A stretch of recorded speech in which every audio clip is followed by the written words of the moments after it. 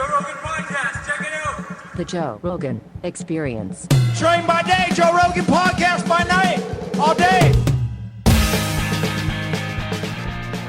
Hello, Rick. Good to see you again, my friend. How are you? Yeah, I'm doing great. It was so nice to be with you a couple weeks ago. Yeah, it was fun to have you at the club. You were there like one of the first days. Yeah, I think I saw the first event in the small room. Yes. Yeah, did you see Dave Chappelle? I did. Yeah, that was the first one. Yeah, we had Dave there. He wanted to do that room. We opened it specifically for him. That was the first time we did a show there. It was very exciting. Yeah, I really liked having the opportunity to just talk to him a little bit afterwards and to listen to him. It was hilarious. Yeah, he's a big fan of what you guys are doing. Yes. As is everybody. You know, I think what you guys are doing at MAPS is one of the most important things for society and culture and just consciousness in general that's happening today. And I'm very, very happy that you're doing that. Thank you. Yeah. Yeah, I'm extremely lucky that 51 years ago when I was 18 in 1972 and I decided to focus my life on psychedelics, that now I'm 69, all these years later, and it still makes sense. Well, back then it must have been a big risk because in the 1970s, when you focused your life on psychedelics, that was like right after that whole sweeping Schedule 1 Psychedelics Act was passed, right? Yeah, that was in 1970. Yeah, things look grim. Didn't look good.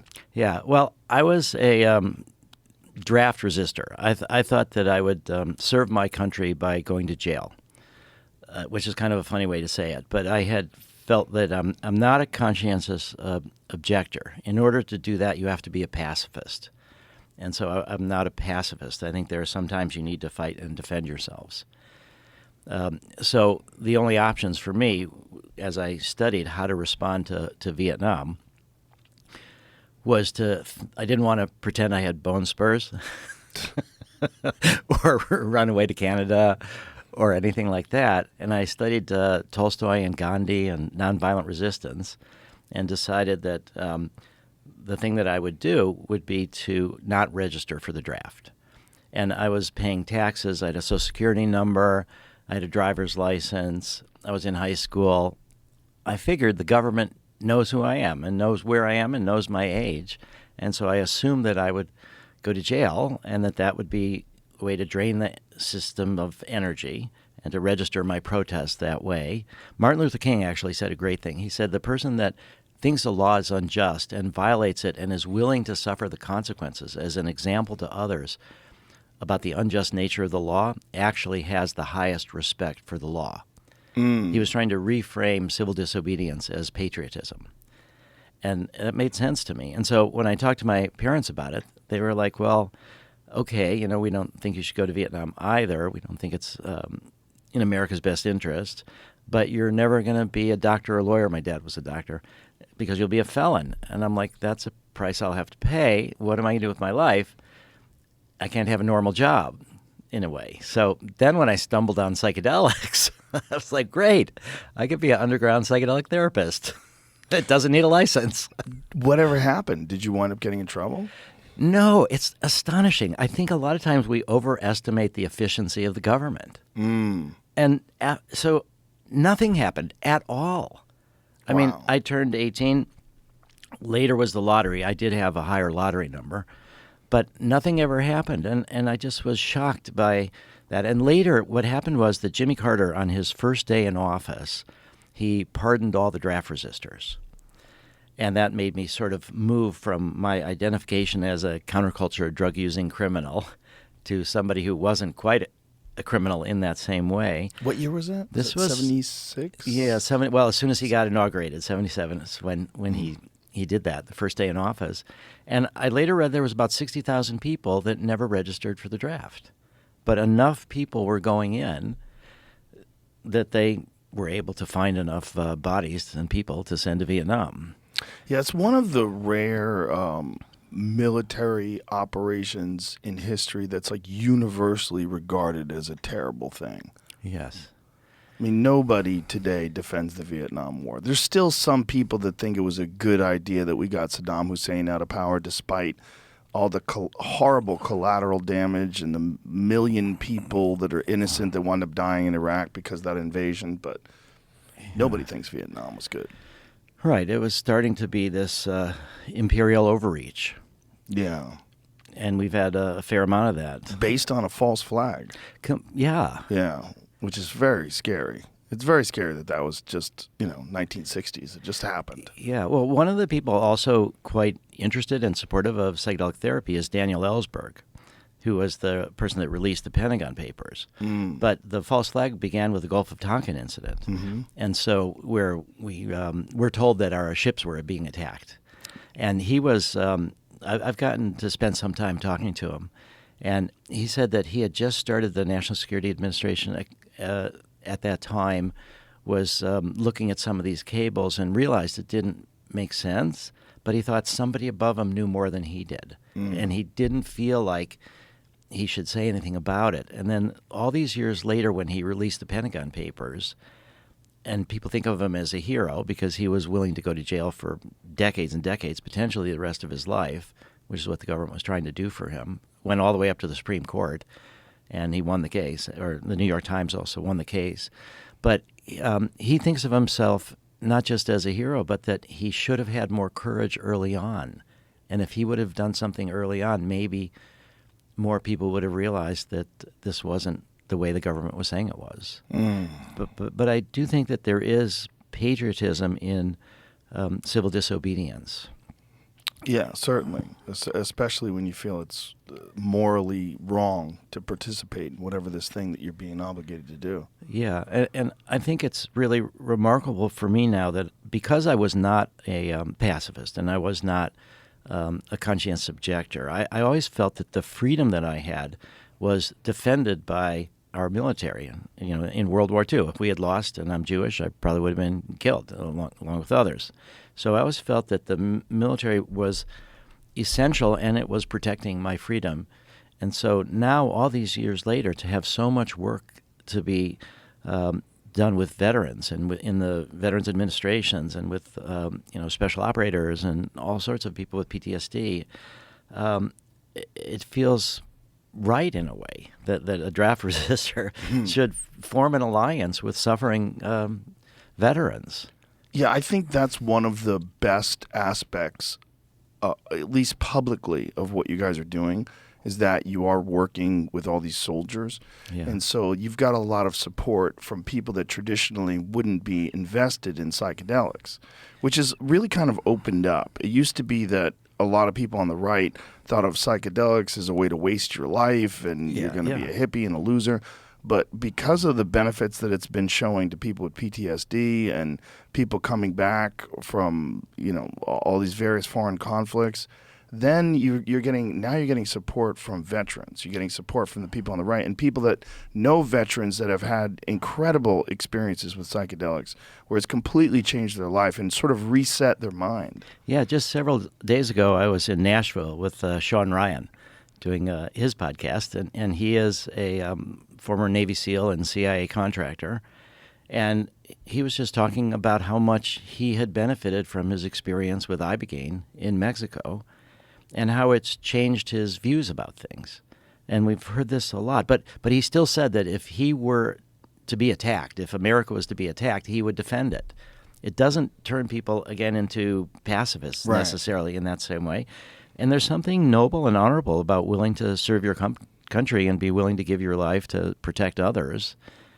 I think it's a problem in some cases when the political leadership makes terrible choices, and you've enlisted to do that. But I think the other part, last week I was in Dallas, and we had an event that Governor Rick Perry attended, and Marcus Capone. And Jeff George, who's the chair of the board of directors of our MAPS Public Benefit Corp., and then also Amy Emerson, who's the CEO of that. And we have Governor Perry's support because he's heard from so many veterans. He's also talked about Marcus Luttrell, who lived with him at the State House when he was very emotionally damaged from his time in the military. And then he saw Marcus get a lot better when he went down to Mexico and got Ibogaine. And so Governor Perry, there's people that I have never thought that I would find common ground with. And one of the ones that I thought was the most far that I couldn't imagine building a bridge. I mean, one of our themes is be the bridge, but it was with Ted Nugent. And I thought, how would I, build a bridge with Ted Nugent? Well, Rocco Moon, his son, connected us, and Rocco is interested in being a psychedelic therapist. And he's been doing a lot of work educating his dad. And we had a really remarkable conversation. And Ted actually said that he could be extremely effective for helping us because he's known as being so anti-drug. Yeah. And yet he can see that in a therapeutic setting for veterans, that's what he cares about the most, but others, that these things can be helpful. So this idea of building bridges, there was one point in time, one of the most important lessons I learned was actually from a Supreme Court justice, where I was sitting next to him at Passover Seder, and Passover. This is Stephen Breyer, and I had accepted a donation from Rebecca Mercer. Now, Rebecca Mercer, her father and they owned Cambridge Analytica, they owned Breitbart. She's very much a supporter of Republican causes, and she gave us $1 million and said that it was restricted to use in veterans. And I thought, this is really a good thing to do, to take this. But I've gotten more criticism from taking that donation from Rebecca Mercer than most anything I've done in the entire 37 years of MAPS. And so at this Passover Seder, my wife and I got there late. Our friends were somewhere else. There was this old couple sitting next to us. And I didn't know who they were. And I thought, oh, this will be boring, And so I talked to this guy, and I said, well, everybody else was pretty much scientists. And I said, are you a scientist? He said, no, I'm a judge. And then his wife started talking about how she had written a book about grieving parents who have illnesses, that their kids have fatal illnesses, and how to handle grief. And so we had this incredible conversation about MDMA therapy and about how it can be helpful for grief and all. And then after hours, Passover Seder steak, hours and hours, I finally realized that there was something more going on. And I thought, this guy is not just a judge. I think he's Stephen Breyer, the Supreme Court judge. And I said, are you Stephen Breyer? And he said, yes. And I said, well, I have an ethical question to ask you. I have taken this resources from Rebecca Mercer, and she's very much supporting Trump and supporting Bannon and others. And I said, what do you think about that choice ethically? Was that a wise idea? And he said that the essence of democracy is trying to find common ground with people with whom you may disagree on everything else. And he said, in our hyper-partisan, polarized world, there's not nearly enough of that. Yeah. And so he supported that. And so I felt that was like the judgment of the Supreme Court. It was okay what I did. At least one. At least one. Yeah. But I like that concept, is that we need to find common ground.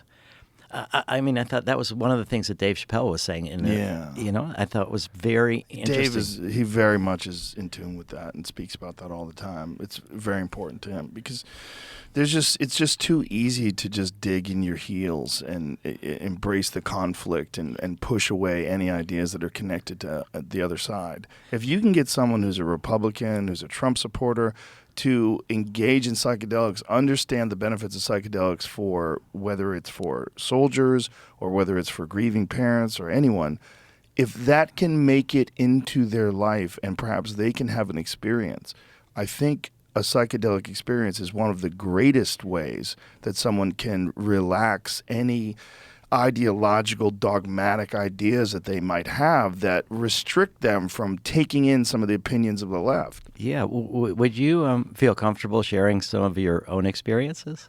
Well, sure. Well, I've never been a right-wing person. I'm very left-wing for the most part, other than support for the Second Amendment and some other things, and just a general distrust of government. I was raised by hippies. I lived in San Francisco during the Vietnam War when I was a little kid. I mean, we were, my stepdad had long hair when I was a kid. So I was, but then I also grew up and I was a fighter. So I was always around these like hard-nosed, like very tough, no-nonsense people. And a lot of them were very right-wing. And, I knew a lot of cops from martial arts. And, people have these ideas about what drugs are, and that blanket term, which I really don't like, the term drugs, Right. and drug users, what drug users are. And one of the things that I'm kind of proud of is that if anybody wants to say that people who enjoy psychedelics or people that enjoy marijuana are lazy and they don't contribute, or they don't, like what about me? Right. Like, what about me? Like, I work hard and I work a lot and I work out a lot. And I have a lot of friends that are very much like me. And they're very open-minded people that they embrace all cultures and ideas and all kinds of different things. But they're also, these hard-nosed, determined, very disciplined people that you would sort of automatically, maybe callously, lump in with people who are cruel or unkind or not embracing, other ideas. And I just think that these ideas that we have of people, it's so convenient to push people into one category or another, and it's also very convenient to embrace one category and adopt their sort of predetermined pattern of ideas. Yeah, but would you be comfortable sharing some of your own psychedelic experiences? Sure. I mean, the DMT experiences are by far the most profound. And those are the ones that have really made me, every time I've done it, it's just completely made me rethink how I interface with people, what life is, and what that experience, what is that? Is that a well of souls you're entering into? Is it another dimension?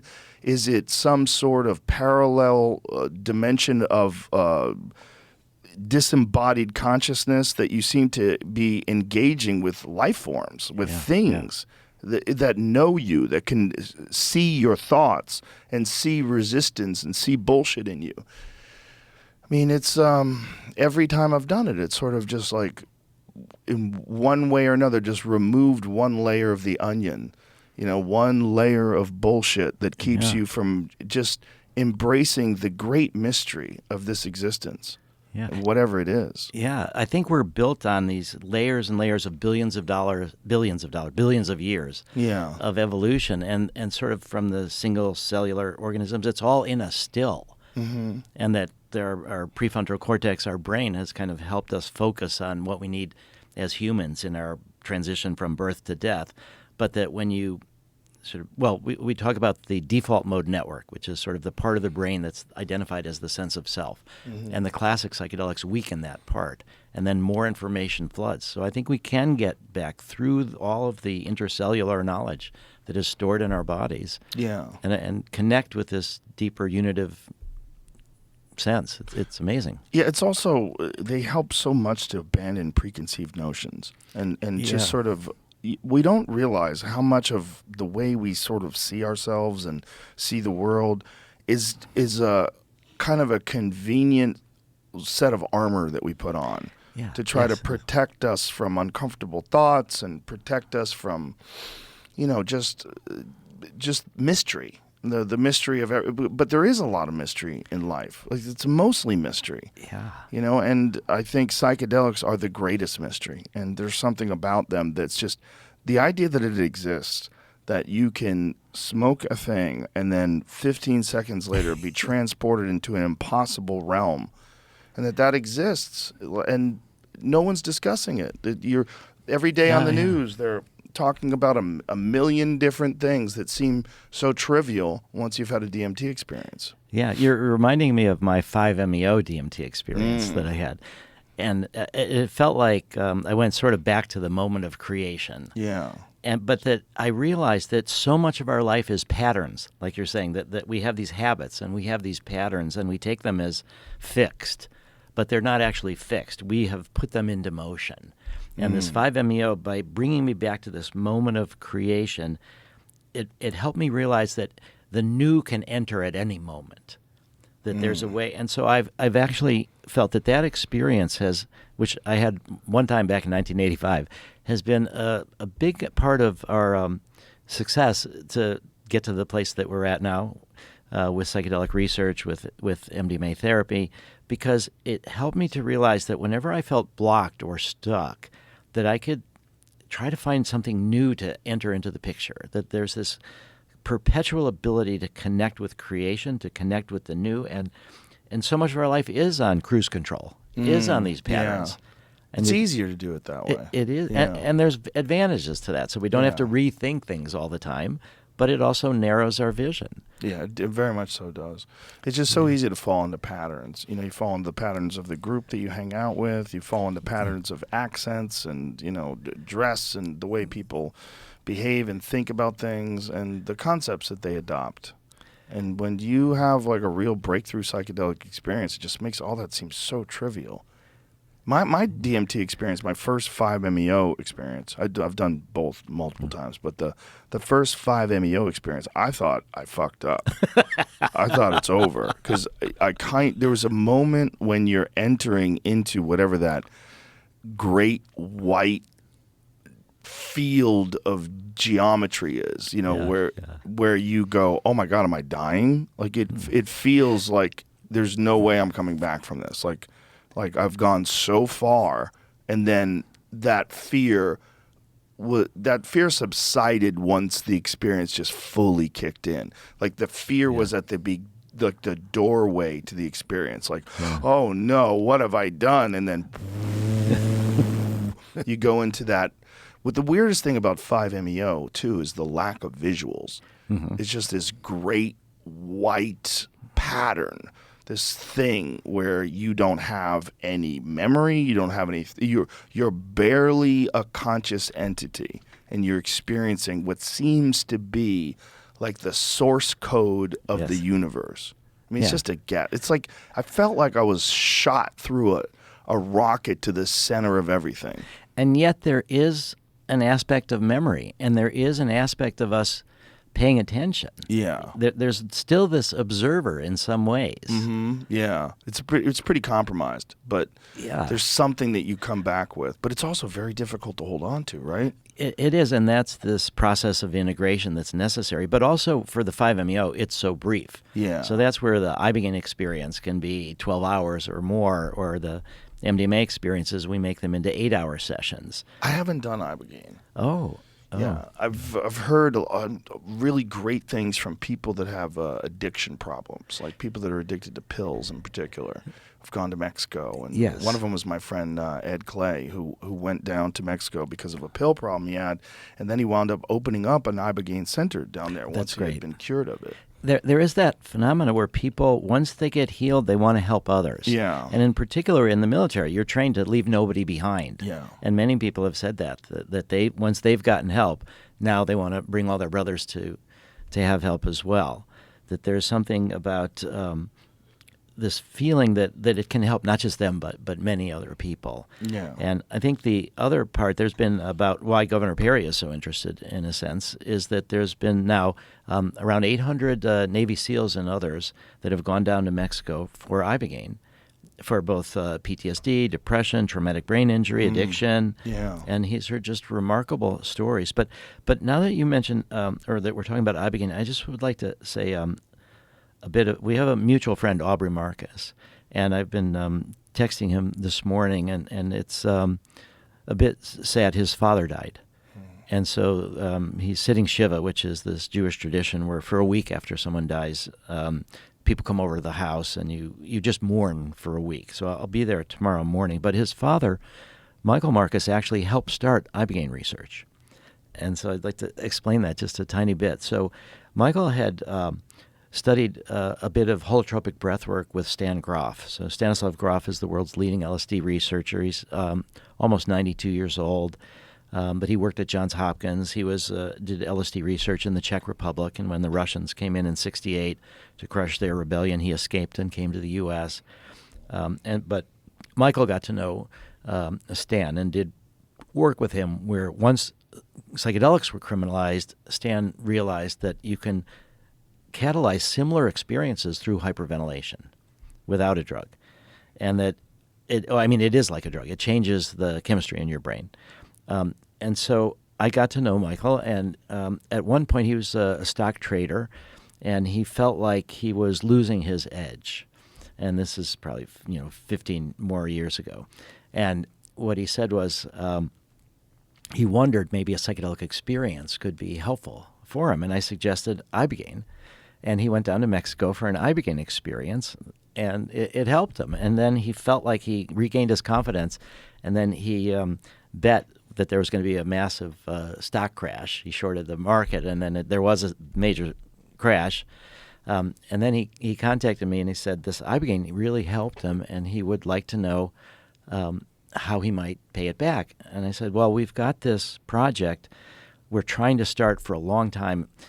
It's the first project where we're going to look at a clinic in Mexico and test people, do before and after, just how are they doing. It'd be a long-term follow-up because Ibogaine, for no good reason at all other than the drug war, is illegal in the United States. But and it's not a drug of abuse. It helps treat drug of abuse, but it is legal in Mexico and in Canada. And so just the day before, I had gotten a matching grant offer of $10,000 for a $20,000 study. And I said, Michael, would you be willing to match this? And he said, sure, yeah. I said, great, now we're going to have this first Ibogaine study. And then he said, what else do you have? And I was like, well, okay, if you want to know more, I'd say the most difficult thing for us to fund, the most idealistic thing we're doing, this was at the time, was we're trying to start research in Jordan. We have research in Israel, we have research in Canada, we have research, but we've no research in the Arab countries. And I thought if we could do something in Jordan, and I had incredible connections in Jordan with the mayor of Amman, whose son-in-law actually had found LSD helpful for cluster headaches. And anyway, I went to Michael. I said the most idealistic thing, the most far-reaching is at this point would be to do this study in Amman. And he said, well, how much does that cost? And I said, well, it's about $85,000, something like that, $90,000. And he said, all right, I'll do that too. And so that started the first project with Ibogaine. And then we eventually did another long-term follow-up in New Zealand. And now there are people there's a project in Spain with a group called ICEERS. And it's to take increasing amounts of Ibogaine to help people withdraw from methadone. There's projects in Brazil with Ibogaine. There's a company, Atai, that's one of the for-profit psychedelic companies that's working with Deborah Mass from Demarax. They've merged, and they're interested in Ibogaine. So Ibogaine is one of the classic examples of disastrous drug policy. It turns out that there were LSD dealers in the 60s who got busted, and they happened to have Ibogaine. And so the government made Ibogaine illegal. But these LSD dealers, Howard Lotsoff, was also experimenting with opiates. And when they tried Ibogaine, they felt no desire for opiates, and they went through the withdrawal without any pain. It's just remarkable what opiates do for you when you go through the withdrawal. It's terrible. But if you have Ibogaine, you can go through it in a couple of days, and you have a lot of psychological experiences about why you might want to run away from your problems into opiates. Isn't there something that happens with Ibogaine where it literally rewires? Yes. Now, that's true with other psychedelics as well. It's called neuroplasticity. And so what that means is that there is this ability for our neurons to have new synaptic connections. And that's what we mean is neuroplasticity. Our brain is constantly being rewired. Every time we do anything, we have memories, and the memories are encoded. And sometimes they get encoded in harmful ways, like with trauma, with PTSD. The memories are so painful that they never really get fully processed. They never really get put into long-term storage. There's a lot of changes in your brain when you have PTSD. But that this idea that you can then rewire your brain once you experience them. And so there's researchers at Doblin is at Johns Hopkins. She's done studies in mice with MDMA and showed that it releases oxytocin, which is the hormone that we have for love and connection, nursing mothers, but it also promotes this new neural growth. So Ibogaine does that. LSD does that. Psilocybin does that. And what Gul has found, which is really interesting, is that the longer you're in the psychedelic state, the longer afterwards this period of neuroplasticity lasts, where you can do more integration work, where you have this enhanced ability to reroute patterns in your brain. And so Ibogaine opens up this period of neuroplasticity for several weeks after, because the experience can last for more than a day or two. Is there any headway that's being made on bringing Ibogaine to the United States? Because you think about the opiate crisis that we have here, that seems like one of the very best sort of remedies for that. It is, and this is where, if you were to look back over the last 50 years, I doubt that there's more than 5 cases that the government has about anybody abusing Ibogaine, if at all. Well, it's a 24-hour drug, right? I've never done it, but it knocks you down. I would highly recommend it. Yeah, but I would I've had I'd say one of the most important experiences of my whole life was Ibogaine. Yeah. Yeah. What happened? Well, so there's a fellow named Leo Zeff who is we called him the secret chief. So he was the leader of the underground psychedelic therapy movement, and he worked closely with Sasha Shulgin. And Sasha Shulgin was the chemist that invented hundreds of psychedelics. He worked for Dow in the 60s, and he invented a biodegradable insecticide. And they rewarded him with his own lab to do whatever he wanted.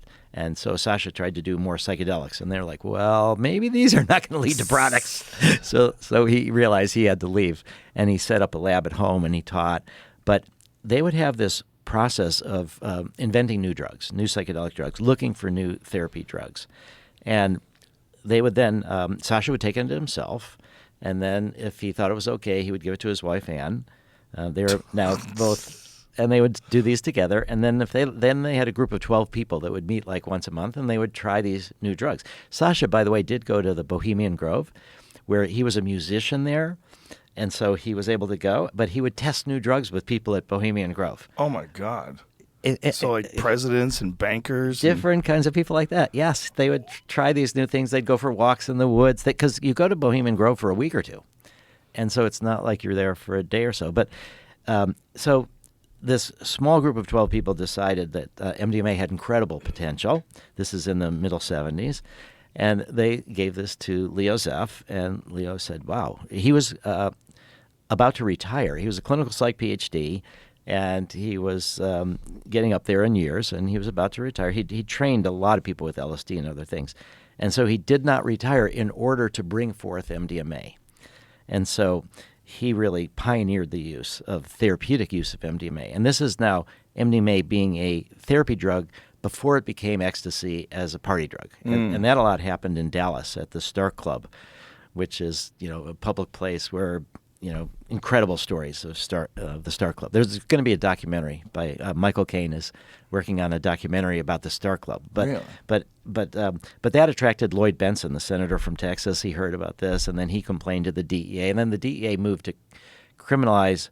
We knew that this public use of MDMA was going to eventually result in DEA crackdown. This is Nancy Reagan and Ronald Reagan and all of that. And so we had a jump start in a sense that the DEA didn't know we were there. They only knew the party drug. They didn't know the therapy parts. But we knew that the DEA was there, and they were coming after us. So I started a nonprofit before MAPS in '84, and that was to prepare and gather this community together in order to defend MDMA once the DEA moved. And so Leo Zeff came to me, and he said, you're starting to be an advocate, and I'd like to offer you an Ibogaine experience, because we need to own our own shadow, own our own weaknesses, own our own things that we're not comfortable with, and also, have spiritual connections and things like that. And he said, if I can help you, this might help in your political work, because then you'll see that we're mixtures of good and bad, everybody is, and that you won't demonize the DEA, and that you may be able to find a way to, build a bridge. And so he offered me this Ibogaine experience. And I said, great, I would love to do this. And so we had this whole long day to set aside to do this. And Ibogaine in plant form takes a while to take an effect. So Leo said, I'd like to give you a bunch of LSD at the same time. It was 350 micrograms of LSD, which is a pretty hefty dose.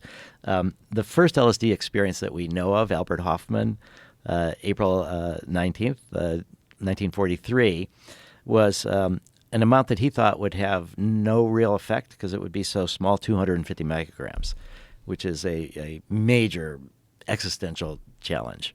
So 350 micrograms is pretty good as well. And so I actually got administered Ibogaine, a bunch of it in plant form, and then also the LSD at the same time. And I could tell the differences between the drugs. I could tell coming up on the LSD and moving towards this kind of ego dissolution and opening up and different my emotions and how am I going to do this political work and who am I and am I qualified and all of this. And I sort of had a lot of experience with LSD. I'd never done Ibogaine before, and I was able to open up pretty well for the LSD. But then this sort of low guttural rumble started from the Ibogaine. The LSD peaks around 3 hours or so. And I could feel this Ibogaine building and building and building. LSD is also very much in your head, very ethereal, more so than psilocybin mushrooms, which are more embodied. And so this Ibogaine started coming up, this experience, and I started feeling like if I could just let go, if I could just fully have this experience, and if I didn't have these fears and anxieties, then I would be a better advocate, and that I needed to, and so much was at stake. But then I felt I couldn't let go because I was too scared, and then I would be hating myself. So I felt that there was this cycle of, I'm not as good as I should be. I wish I could let go. I do have these emotions of fear. And then I would feel that and get nauseous, and then I would vomit. And then I would feel relief for like a minute or so. And then the swirl would begin, and each of them is like 15 or 20-minute cycles and stuff. And then I would get to this peak, and then I would vomit again, and over and over and over. And for a Jewish person, the imagery that I had was that I was being crucified on the cross of self-perfectionism, that I didn't want to be human in a way. I wanted to be perfect. I wanted to be more than I was, and that this idea that I was not perfect, that it just was this connection between self-criticism and self-hatred. And I could see that, and it just made me sick, and I wished I could do more, but I couldn't get out of it. And I had like a 12-hour cycle of that, over and over and over. I mean, I was like dry heaving. I had nothing left to throw up anymore. And I just so saw this connection between wanting to be perfect, not wanting to be human, being super self-critical, leading to self-hatred, and shutting myself down. And so at the end of that day, I was so exhausted. I called it transcendence through exhaustion. I just gave up. And I just beat myself up so much. I just gave up. And I had the most blissful night. It was so beautiful. It was like no struggle, completely open, everything. And I realized that what I needed to do was keep the self-criticism, because that is the drive for quality. You need access to the self-critical part of your mind. Yeah. But if it's connected to self-hatred, you don't listen as much, because then you're a bad person. Right. So I sort of severed the connection between self-criticism and self-hatred. I accepted myself as a flawed human being that had a lot of room to grow, and that I made friends in a way. I made an ally out of the self-critical part of my brain. And it, I think, has helped me to learn and grow, because we're doing things that I've never done before. We're doing things I've never done before, nobody's never done before, bringing this through the FDA, psychedelic psychotherapy. And we're constantly making mistakes. I like to say that I'm just a fuck-up who just keeps on trying. And so this... And then, but I told myself this story. This was the most beautiful night. All night I was just super alert, didn't sleep at all, and just saw the stars. But I told myself a story, and so much is governed by stories, as you know. But the story was that I was telling myself is that I had not earned this. I hadn't had a breakthrough. I just exhausted myself. So I said, when the sun comes up, I'll be back stuck in this nauseous space. I don't know why I told myself that story, but I did. And the sun comes up, and then I was like stuck and nauseous again, and I couldn't move for a day. I actually had to sit there or lie there really in a fetal position. A friend was supposed to come pick me up. I said, I can't move. Do you think you brought that on yourself? In a way, I do. I think the stories we tell ourselves. I mean that's sort of PTSD or depression. Yeah. The story, and that's what we're saying about you get in these grooves, and that's where the psychedelics can shake things up, and the neuroplasticity is what really permits you to see it in a different way. So I spent the whole next day just curled in a puddle, basically. Occasionally they'd bring me a banana to eat or something like that. And then by the third day, finally, I was able to stand up without being nauseous, and a friend came and picked me up and ended up driving me away. And as we were driving, I'd only been there once. This was at a house I'd never been to before, and we were going back to where familiar ground in the same way. And I had this sense in my mind that I knew what was around the corner. And I would say, oh, I think we're going to see this. And a couple of times we did. And so what I think happened is that I was taking it in peripherally, but I wasn't paying attention to it when I was going there. It wasn't like I was, telepathic in a way or anything like that. It was just that all these experiences had sort of been there but hadn't registered. And I think I cleared out a lot of space in my mind from this constant self-criticism.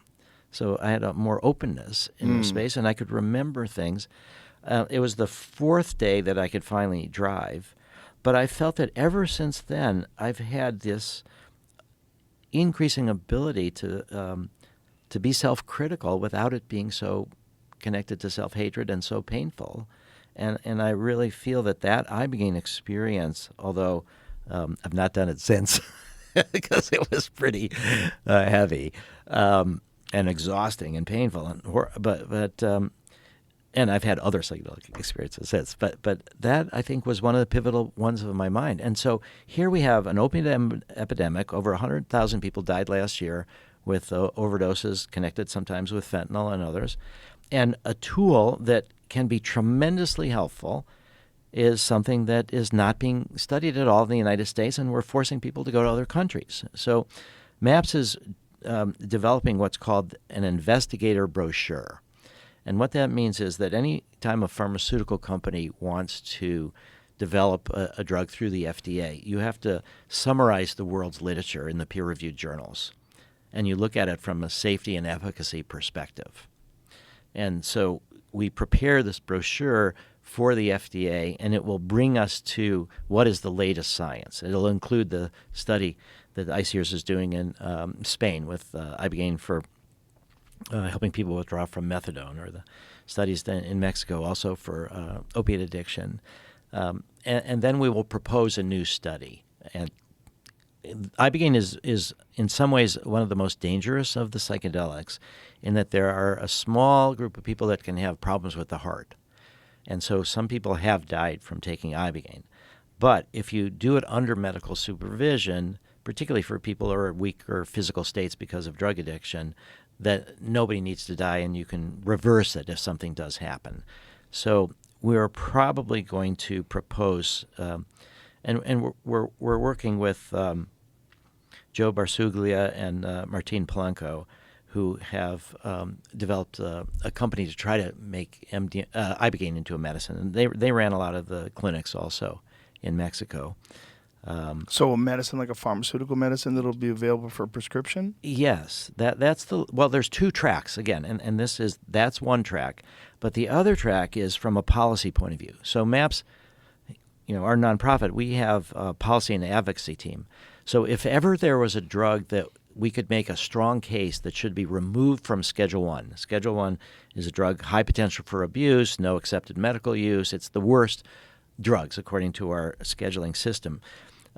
If we make MDMA into a medicine, what's going to happen is that we'll have what's called bifurcated scheduling. And that means is that our particular product in this particular capsule for PTSD would move out of Schedule 1, potentially Schedule 3 or Schedule 4, but MDMA itself would still stay in Schedule 1. So getting MDMA out of Schedule 1 so that it's hopefully, more accessible, not just for medicine, is part of our goal as well, drug policy reform, post-prohibition world.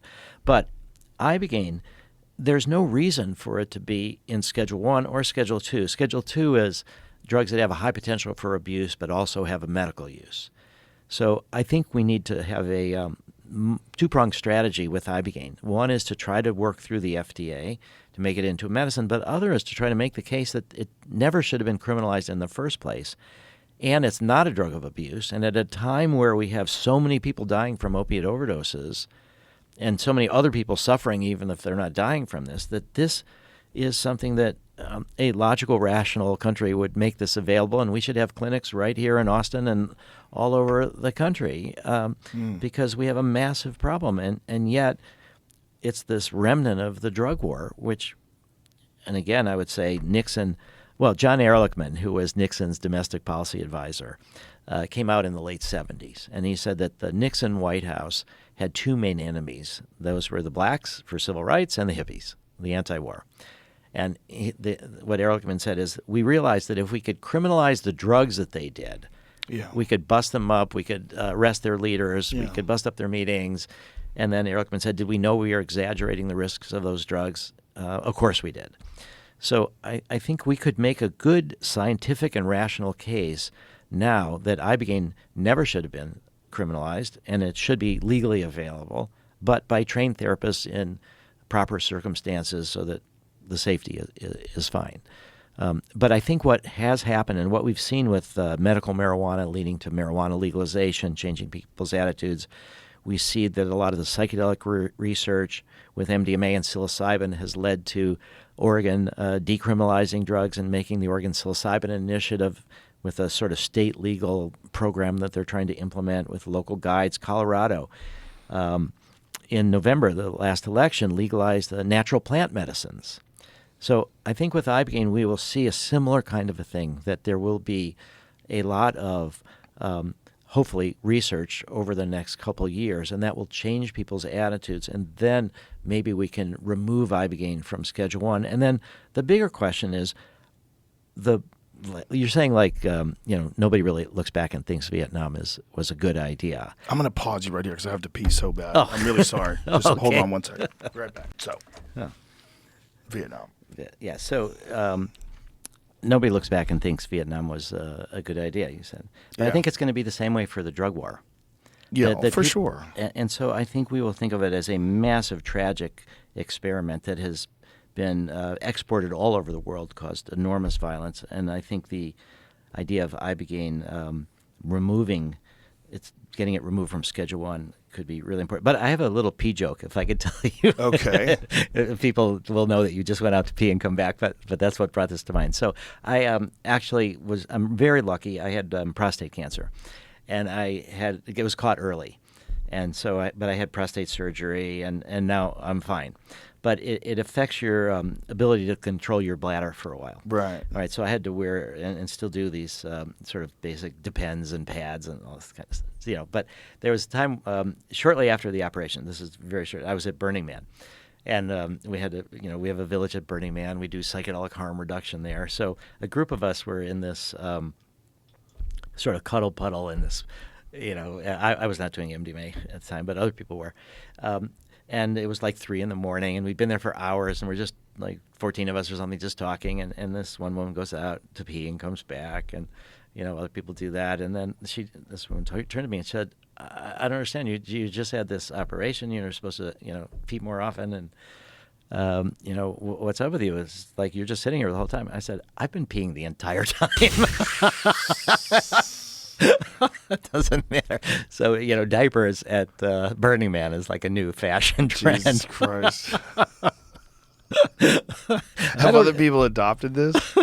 People were joking about it. This would be my God, you started a trend?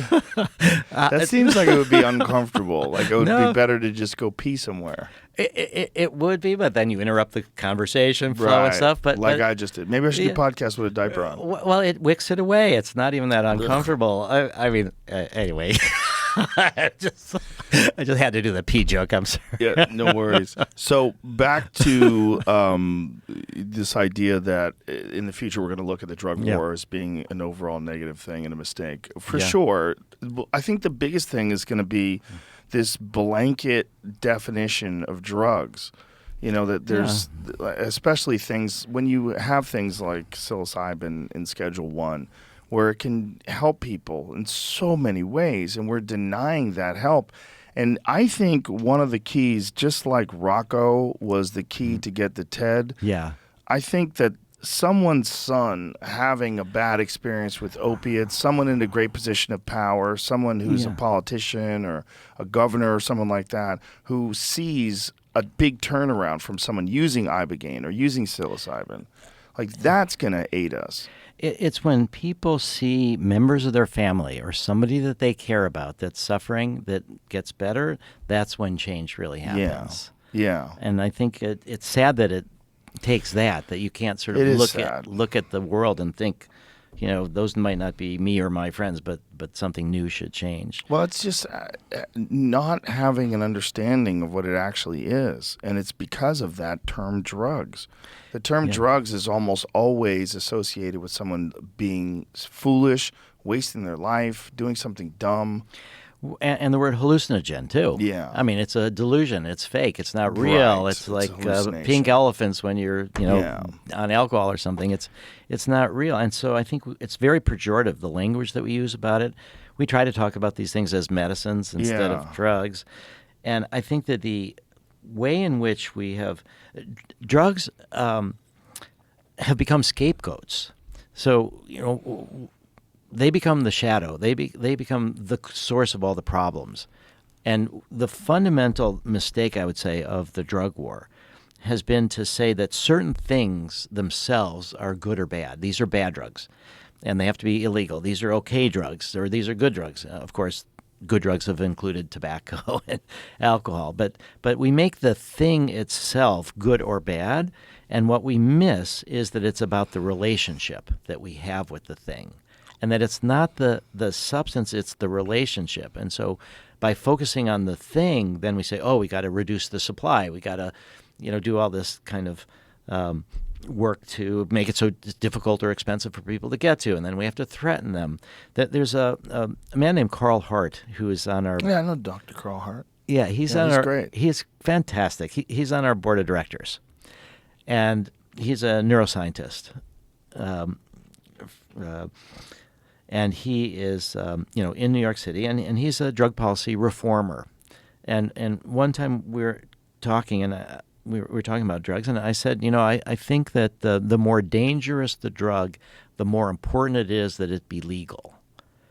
And he said he'd like to say that, and that he believed that also. And what I mean by that is that the dangerous drugs are ones which, when people get into problems with them, we need to offer them help as soon as possible, and then we stigmatize them and drive them away. The more dangerous drugs also get mixed with other things. So like fentanyl mixed with opiates, and that's where you have the overdoses. So people don't get pure drugs. They don't get support.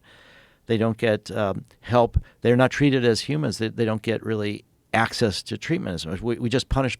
So our goal is to make drug users, particularly these people, feel worse off so that they're an example. So nobody will want to do it. But that's not a really good example. People won't do that. So I think this idea of the more dangerous the drug, the more important it is that it be legal, I think makes a lot of sense. And we need to really offer treatment on demand and peer support. And when we think about drug policy too, people don't understand as much lost opportunities. You can see things that have gone wrong, but lost opportunities are like invisible. But when I think about MDMA having been criminalized in 1985 by the DEA on an emergency basis for bogus reasons about neurotoxicity, but they used that as a rationale. Then the hearings that we had going on with the DEA administrative law judge, they said that it should stay as a medicine. And the DEA overruled them, and we sued them twice in the appeals courts and won. And on the third time, DEA lawyers figured out how to satisfy the courts to keep it illegal. And that's why, again, in '86, I started MAPS to go through the FDA. But that when I think of the number of suicides that have happened in both veteran communities and everywhere since 1985, hundreds and hundreds of thousands, I think, of lives. We should talk about this while we're being brought up, because there's a common misconception about MDMA that has been proven to be false, and it was that it makes holes in your brain. Well, yes, Yeah. Oprah is a big person responsible for that, actually. there was it started on MTV and went to Oprah. This is around 2001. So what had happened was that there was a young woman who her mother worked at a drug abuse treatment center, and she had problems with cocaine. She had problems with marijuana. She had problems with ecstasy, other things. And so they arranged, and this was for this MTV show, that this woman would go and do a brain scan, a SPECT scan, which is blood flow in the brain, and then they would reveal the results to her live on TV. And this was at this drug abuse treatment center that her mother worked at, and they revealed the results, and the results showed these holes in the brain. And it was a graphically manipulated image. So SPECT scans show blood flow through the brain, and there's certain areas that light up when you have more blood flow than others. And so they took an arbitrary cutoff. Any place that had lower than a certain amount of blood flow, they showed as a hole. And it was just complete propaganda. It was to scare this young woman to supposedly do it. She'd done all these other drugs and ecstasy anyway. So short time after that, Oprah decides that she's going to do a show, and she contacts me and us because we are now, advocates, and she knew about what we're doing, and we're trying to start MDMA research. She says her team says that they want to do 2 shows on ecstasy. It's such a big thing. They want to do one on the risks and one on the benefits.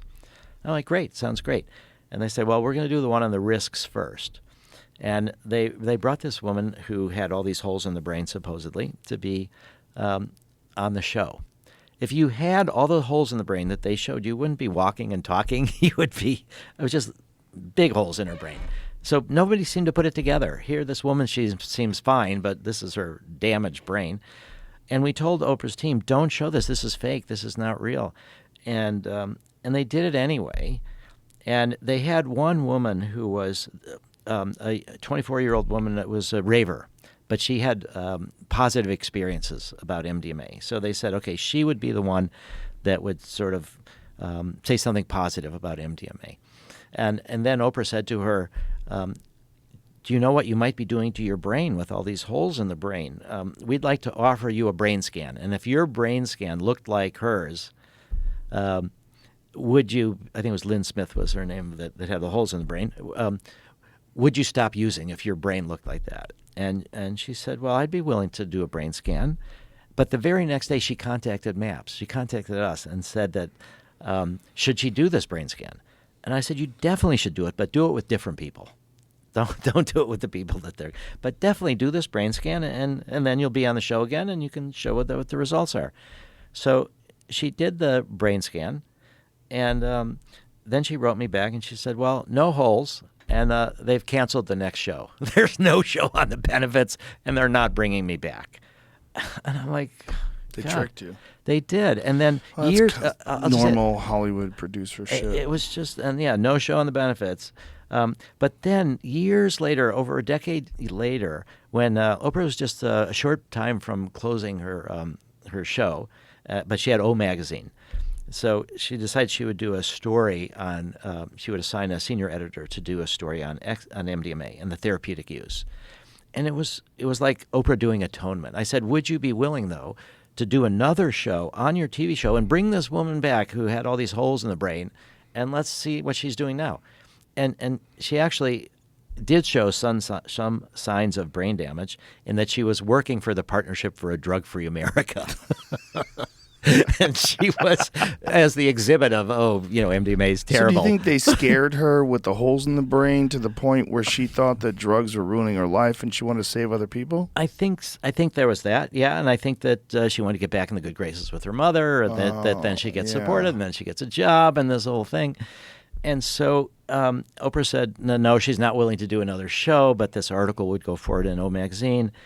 And the article was great, and the woman who was the reporter ended up going for an underground MDMA experience, which I helped arrange, and it was very successful, and that's how the article ends. But it's great because it didn't make a big deal of, this is illegal underground. It was just like, here's what happened to her, to MDMA. Mm-hmm. But it was, in some ways, propaganda in the positive way. It was like, can a single pill save your life? Right. Before it's Simplistic. like, this is going to cause holes in your brain. Now, one pill is all you need, a magic pill, and then you're going to be better for everything. ignores the whole point that it's about the therapy and the context and the relationship. It seems like, unfortunately, because of those kind of television shows and because of up until podcasts and the internet, you had a limited sort of ability to fully express the pros and the cons and explain the nuance of what these experiences are about. And you're instead dealing with this sensationalist perspective where they're just trying to, just trying to highlight whatever the most the wildest aspects of the experience, pro or con, would be, so they can get a lot of people to pay attention to it. It's like it becomes prostituted. Yeah. And I think the long form podcasts where you can have the whole story, you can get the whole story out unedited by people that are wanting to do it. But I will say, in terms of educating people about psychedelics, what we're doing is a lot of MAPS is about public education, and so we're hosting the world's largest conference on psychedelics ever, and it's going to take place June 19th to the 23rd. How many DEA agents do you think will be in the audience? Well, I think some. We also have some police officers who are. We have one. Sarko Gregarian is a full-time police officer in Winthrop near Boston, but he's also a psychotherapist, and he's been through our training program in order to give MDMA therapy to other police officers. We just had the first psychedelic conference in Iceland, and Sarko came, and also did his police chief came. And we met with the Minister of Justice in Iceland. The conference was phenomenal, the psychedelic conference in Iceland.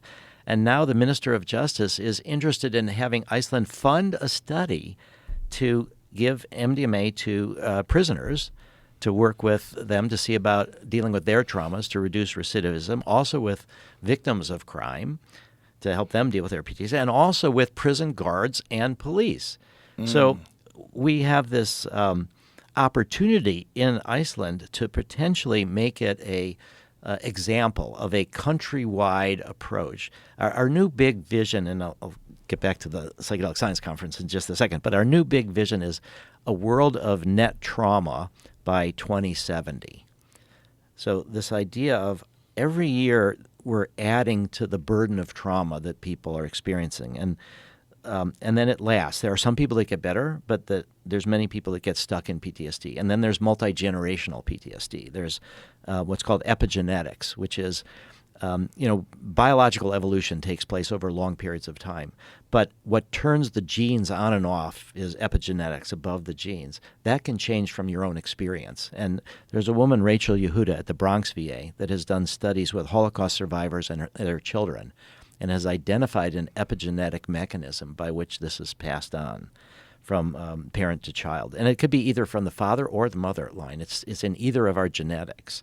So this idea that we are increasing the burden of trauma by, there's some estimates that by 2050, that if climate change continues as it does, that there will be about 1 billion climate refugees from droughts and poor crops and lack of water and all of this, so that it feels like the humanity is going to be burdened more by trauma. We have incredible problems with mental health because of both the COVID and other things, so that what we want to do is reduce the burden of trauma every year and get to net zero trauma. And that's it will take multi-generations. And the end goal is mass mental health and a spiritualized humanity. And that's the hope for the future. And we will be talking about this at the Psychedelic Science Conference. So it's going to be at the Denver Convention Center. We have the entire Denver Convention Center. We already have, be part of the breakthrough. 19 through 23? Yeah, and it's we got over 5,000 people coming. We hope there'll be about 10,000. And we'd also like to say that we have a special discount code for people who are listening. So it's psychedelicscience.org, and if you just put in Rogan 20, it's a 20% discount. All right. And so we think if people really want to get involved in this field in any way, to be a therapist or to run clinics or to manufacture drugs or start new companies or just how do you blend this with meditation, anything, there's going to be over 300 speakers. We have incredible opportunities for people to learn and grow and get involved. We have this the Denver Convention Center. We have an enormous number of exhibits from probably 150, 175 different exhibits, and Deepak Chopra will be there. I mentioned Aubrey Marcus. He's coming with Aaron Rodgers, the football player who's used ayahuasca, which is DMT and T form. Michael Pollan is going to be there. Paul Stamets is going to be there. Pretty much the research community from around the world doing psychedelics research, and also drug policy reformers. And Denver was the first city that made mushrooms the lowest enforcement priority. So we're going to have experiential opportunities for people that will be federally legal. I think Denver was also the first city that decriminalized marijuana. They have done. Because it was a long time ago when marijuana was not state legal. Yeah, I think Ann Arbor might have been one of the. Oh, really? very Michigan? First, yeah, well, just because of the college there. Oh, interesting. Yeah, but Denver and Colorado is very progressive. The mayor's going to help us open the conference. We've got the support of the governor. We're actually doing a project with the Denver police because mushrooms are the lowest enforcement priority, and we want to educate police on what happens when you encounter somebody with a difficult trip. You could make it worse for them, or you could sort of treat them in a certain way so that you calm them down and, they don't need to be tased or, however. Yeah. So we're trying to educate police on how to de-escalate people with difficult psychedelic experiences. So the conference is going to be the theme. We've had. This is our fourth psychedelic science conference that we call that, where we bring everybody together. The first was 2010, and there we had about 400 people, something like that. But that was enormous for us, and that was in San Jose. The second one was in 2013, and we had at this point about 1,000 people, and that was in Oakland. And then in 2017, we had another one, and that was over 2,000 people, and that now is still the world's largest conference. We had like 2,500, and now this one we think is going to be way more. So, and the theme of it, why we've waited so many years between 2017 and now, is that we are now at the doorway to a new world. And what I mean by that is that we are at an incredible moment in time where there have been probably $2.5 or more billion have gone into for-profit psychedelic companies. They haven't done so great in the stock market. A bunch of them have gone broke. What is the idea behind these companies? What are they trying to accomplish? Well, some of them were trying to develop new drugs. A lot of them were trying to set up networks of clinics. We also have ketamine, which has now been S-ketamine. An isomer of ketamine has been approved for treatment of depression.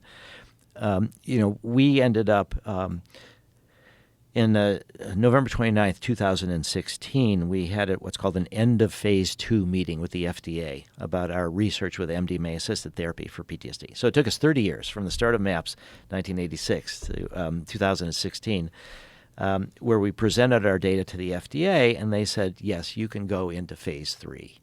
Phase 3 is the final stage of research where you need to do safety and efficacy. And if you prove that to the satisfaction of the FDA, you get permission to market. So some of the new for-profit companies, Compass Pathways is one, and Usona is a nonprofit, are trying to develop psilocybin into a method, a treatment with therapy.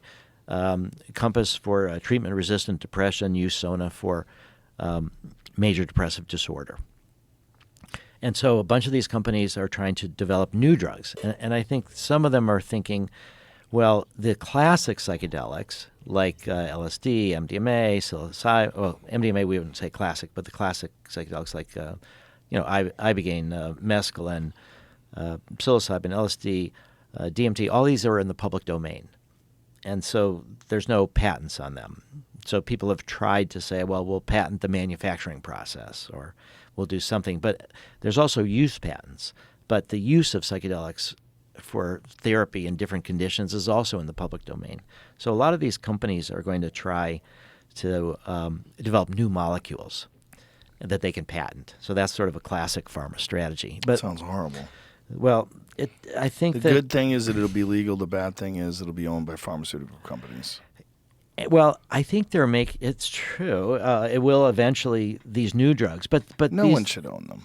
That doesn't make any sense. That anybody should get a patent on. I understand that we're trying to undo 53 years of, criminalization, but I just think that that's a bad strategy, and you're getting in bed with some demons. Well, there is that tendency, and then you see what pharma does to try to protect the patents. Exactly. And it's just not. And on the other, it deserves to be legal. Well, the classic ones that are off patent do. I mean, I am supportive of people patenting original ideas. Sure. And so if somebody develops some new molecule, sure. And for us, it's going to cost us hundreds of millions of dollars to make MDMA into a medicine. And so we've done that. So we've done that in an incredible set of ways. And I think this is why what I explained to you just a couple weeks ago and why you were so gracious to invite me back now is because I talked about this crossroads that we're at. Yeah. And so MAPS has raised about $145 million in grants and most of it donations in our history. And we have gotten enormous value in people's donated time, expertise of all sorts. And it's hard to even put a dollar number on that, but it's been tremendous. And so we have used that to do this MDMA research. A couple years ago, with the rise of all these for-profit psychedelic companies, it became more difficult for us to raise donations because people are like, why should I donate now? I can just invest over here. And you've got a story now. Your story is that it looks like you're moving into phase 3. Maybe you can get investors. And so we didn't want to sell equity at the time. And so we do have, as I said, about $145 million in grants and donations and a lot of free donated time. But we also have $43 million in what's called a royalty share. So it is money from investors. They're mission-aligned investors. Ryan Zur organized it as the lead one, called Vine Ventures. And they have about 3.8% of North American revenues once from MDMA, once we make it into a medicine, for about 8 to 10 years afterwards. And if we don't give them a certain amount of money back, then it continues. But they don't have ownership, and they don't control what we do, and we can end up, prioritizing public benefit over profits. So we also have around $20 million in a loan that's potentially convertible into equity if we don't repay the loan. And we've got a couple of years there. But we have reached this spot where we have the nonprofit MAPS, which has about 35 people, is the 100% owner of the MAPS Public Benefit Corp., which is about 135 people, something like that. And so we have this situation. We also tried to do something new with pharma, and something new with capitalism.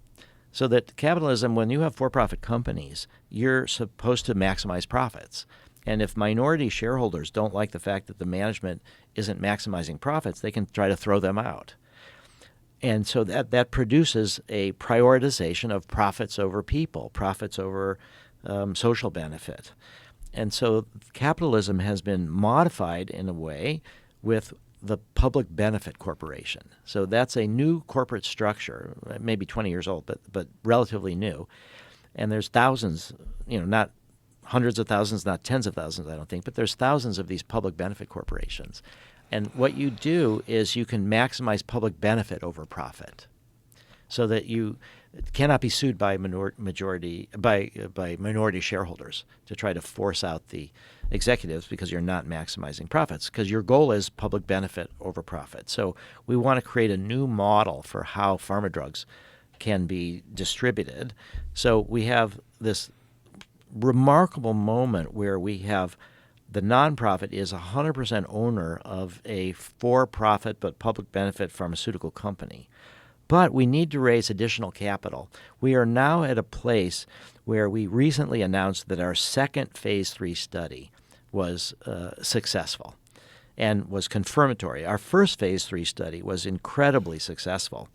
And to give you a sense of how successful, and we published this in Nature Medicine, the FDA looks at statistical significance. So there's efficacy and safety. So efficacy is determined by basically statistical significance. And you have to have 0.05, which means 1 in 20, chance that it's random, that it's not from what you think it was. That your intervention, your experiment said, yes, it's statistically significant. That means it's 1 in 20 or lower chance that your finding is random. And you have to have 2 of those. And so if you have 1 in 20 and then you multiply them another 1 in 20, it's a 1 in 400 chance that these 2 independent studies have produced results that are random, and then the FDA will approve it. Our first study was 1 in 10,000 chance that it was random. It was just incredible. Now, how do you do that? How do you get such great statistical significance? You get it because you have a big difference between the 2 groups, and you also have not that much variability. So what it means is the people that got MDMA, pretty much of them got major benefits, and the people that got the therapy without MDMA, so I should say the people who got therapy with MDMA did great, not very much variability. It doesn't work for everybody, but we had 88% responders. We had 67% no longer had a diagnosis of PTSD. These are severe PTSD patients that had PTSD an average of 14 years, 1/3 over 20 years. And then we had another 21% had what's called clinically significant response. And they still have PTSD, but over time they might get better. If they could have had a 4th session, they might get better. And we had a great safety record. We had nobody nobody in the MDMA therapy group tried to kill themselves, tried to hurt themselves. We enrolled people that have previously attempted suicide. We did have one woman try to kill herself twice during the study, but she was in the placebo group. She got therapy without MDMA. We had another woman, it was so difficult for her to confront her trauma that she checked herself into a hospital to not self-harm. She also was in the placebo group. So the results were phenomenal. And Science, the journal Science, one of the most important journals in the world in science, at the end of every year, they publish a list of what they think are the top 10 scientific breakthroughs of the year. And they chose our study in Nature Medicine as one of the world's top 10 breakthroughs of the year. It was phenomenal. And we had special appreciation for what science was willing to do. Because you talked about beforehand about holes in the brain. Mm-hmm. So 20 years before, Science had published this article that they never should have published. And this was by researchers at Johns Hopkins that had been funded by the National Institute on Drug Abuse. And what they claimed is that MDMA could hurt dopamine. This was a study in primates. And they said, oh, my God, MDMA can hurt dopamine, and it could cause Parkinson's, and that this could be a real danger. Now, this was around 2002, 2003, and they had, since 1985, it had all been about MDMA supposedly hurting serotonin and causing holes in the brains from serotonin. And we had done studies in primates before with these same researchers where none of the primates died from overdoses, that there didn't seem to be any problems with dopamine. But the narrative of the anti-drug people, the National Institute on Drug Abuse, about serotonin neurotoxicity was sort of diminishing. People weren't showing problems. And so what they were saying was, well, you're reducing your cognitive reserves. And so you don't show problems now, but when you get older, you're going to show problems. So the time bomb theory. Did they have evidence of this? No, and not only did they not have evidence, but a lot of older people took MDMA and they were fine. So if they had had this, decline of age-related decline, they were great. But it does drop your dopamine levels, right, or serotonin levels? In a short term, yes. Yeah. Yes. It does, but it doesn't do this kind of damage to the brain in that way. They recover within a day or so. And there's mitigation techniques like with 5-HTP. We don't use those, but people do use those. So why don't you use those? Because we don't think it's necessary. So what we first proposed, in 1992 is when we got permission for the first study with MDMA. Mm-hmm. And people had been using 5-HTP after MDMA. But there is a benefit to using 5-HTP. It boosts your serotonin levels quicker, correct? Yes. It can be helpful. But what we do in a therapy context, so the FDA, we said, should we try administering with 5-HTP or something like that? They said, don't do that. let's do everything under observation and see what the problems are. And if you see problems, then we should figure out how to mitigate the problems. So the key thing that we do is to say to people that when you take MDMA, it's a 2-day experience. It's not a 1-day experience. And the second day is for rest and for reflection, and have no obligations, no appointments, nothing that you need to do. Just take the second day and rest. And that's where people would take 5-HTP if they wanted to. But we don't see this dip in mood any more in the MDMA group than in the group that gets therapy without it. So people talk about Suicide Tuesdays, or this depression after you've used up serotonin. But I think the rest part is part of the therapeutic process, so we have never felt the need to recommend that people do 5-HTP. I don't think it's a bad idea to do. I mean, if people wanted to do it, it can be helpful, but we just feel that the rest is just as helpful and it's more therapeutic. So But they're not mutually exclusive. No, we could do both. Yeah, for sure. But we don't in the research. We haven't found the need. So, but what science had, So this idea of serotonergic neurotoxicity and holes in your brain and time bomb theories, it just wasn't working anymore. It wasn't persuading people. It wasn't persuading the FDA. So NIDA funded this study, Una McCann and George Riccardi, and it was in primates. And as it turned out, a bunch of the primates died of overdoses, and they published the paper in Science that said that MDMA could cause Parkinson's, it could hurt dopamine. And the editor of the Science is published by the American Association for the Advancement of Science. The president of that was Alan Leshner. He used to be the head of NIDA, and he fanned the fears of MDMA, and he did that in Congress, and it was great because then he got more money for NIDA. It got him over $1 billion a year. So he published a press release about this article, and it said that taking MDMA was like playing Russian roulette with your brain. Right. So it didn't seem right, this article. We knew that we'd given MDMA to primates for research, and nobody died of overdoses. None of them did. So we wrote a letter to the editor, and we questioned it. They didn't give it the way people take it, which is orally as well. And so we How kept. did they give it? They gave it IV? subcutaneously. Okay. So they injected it subcu. And so we ended up forcing them in their minds to try to replicate their resuls. Can I Yeah. pause you for a second? How Yeah. did these primates die of overdoses? They would just have like heart attacks or something like that. Is that common with humans? No. So here's how this continues. So Okay. so they also, you get more neurotoxicity in crowds for some reason when animals or people are together than when they're alone, and when the temperature is higher, there's more neurotoxicity. So they tried giving more MDMA to primates with higher temperatures, more crowded in the cages, and they couldn't replicate their results. But they kept defending it in public. And finally, a year later, they said that, and this was super embarrassing, they had to retract the study because they were puzzled why they couldn't replicate the results.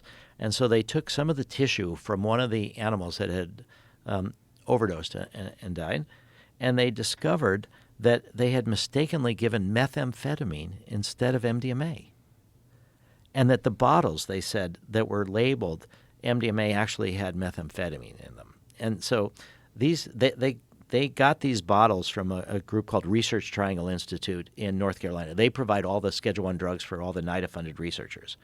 So the Hopkins people blamed the people at Research Triangle Institute and said they switched the labels on the bottles.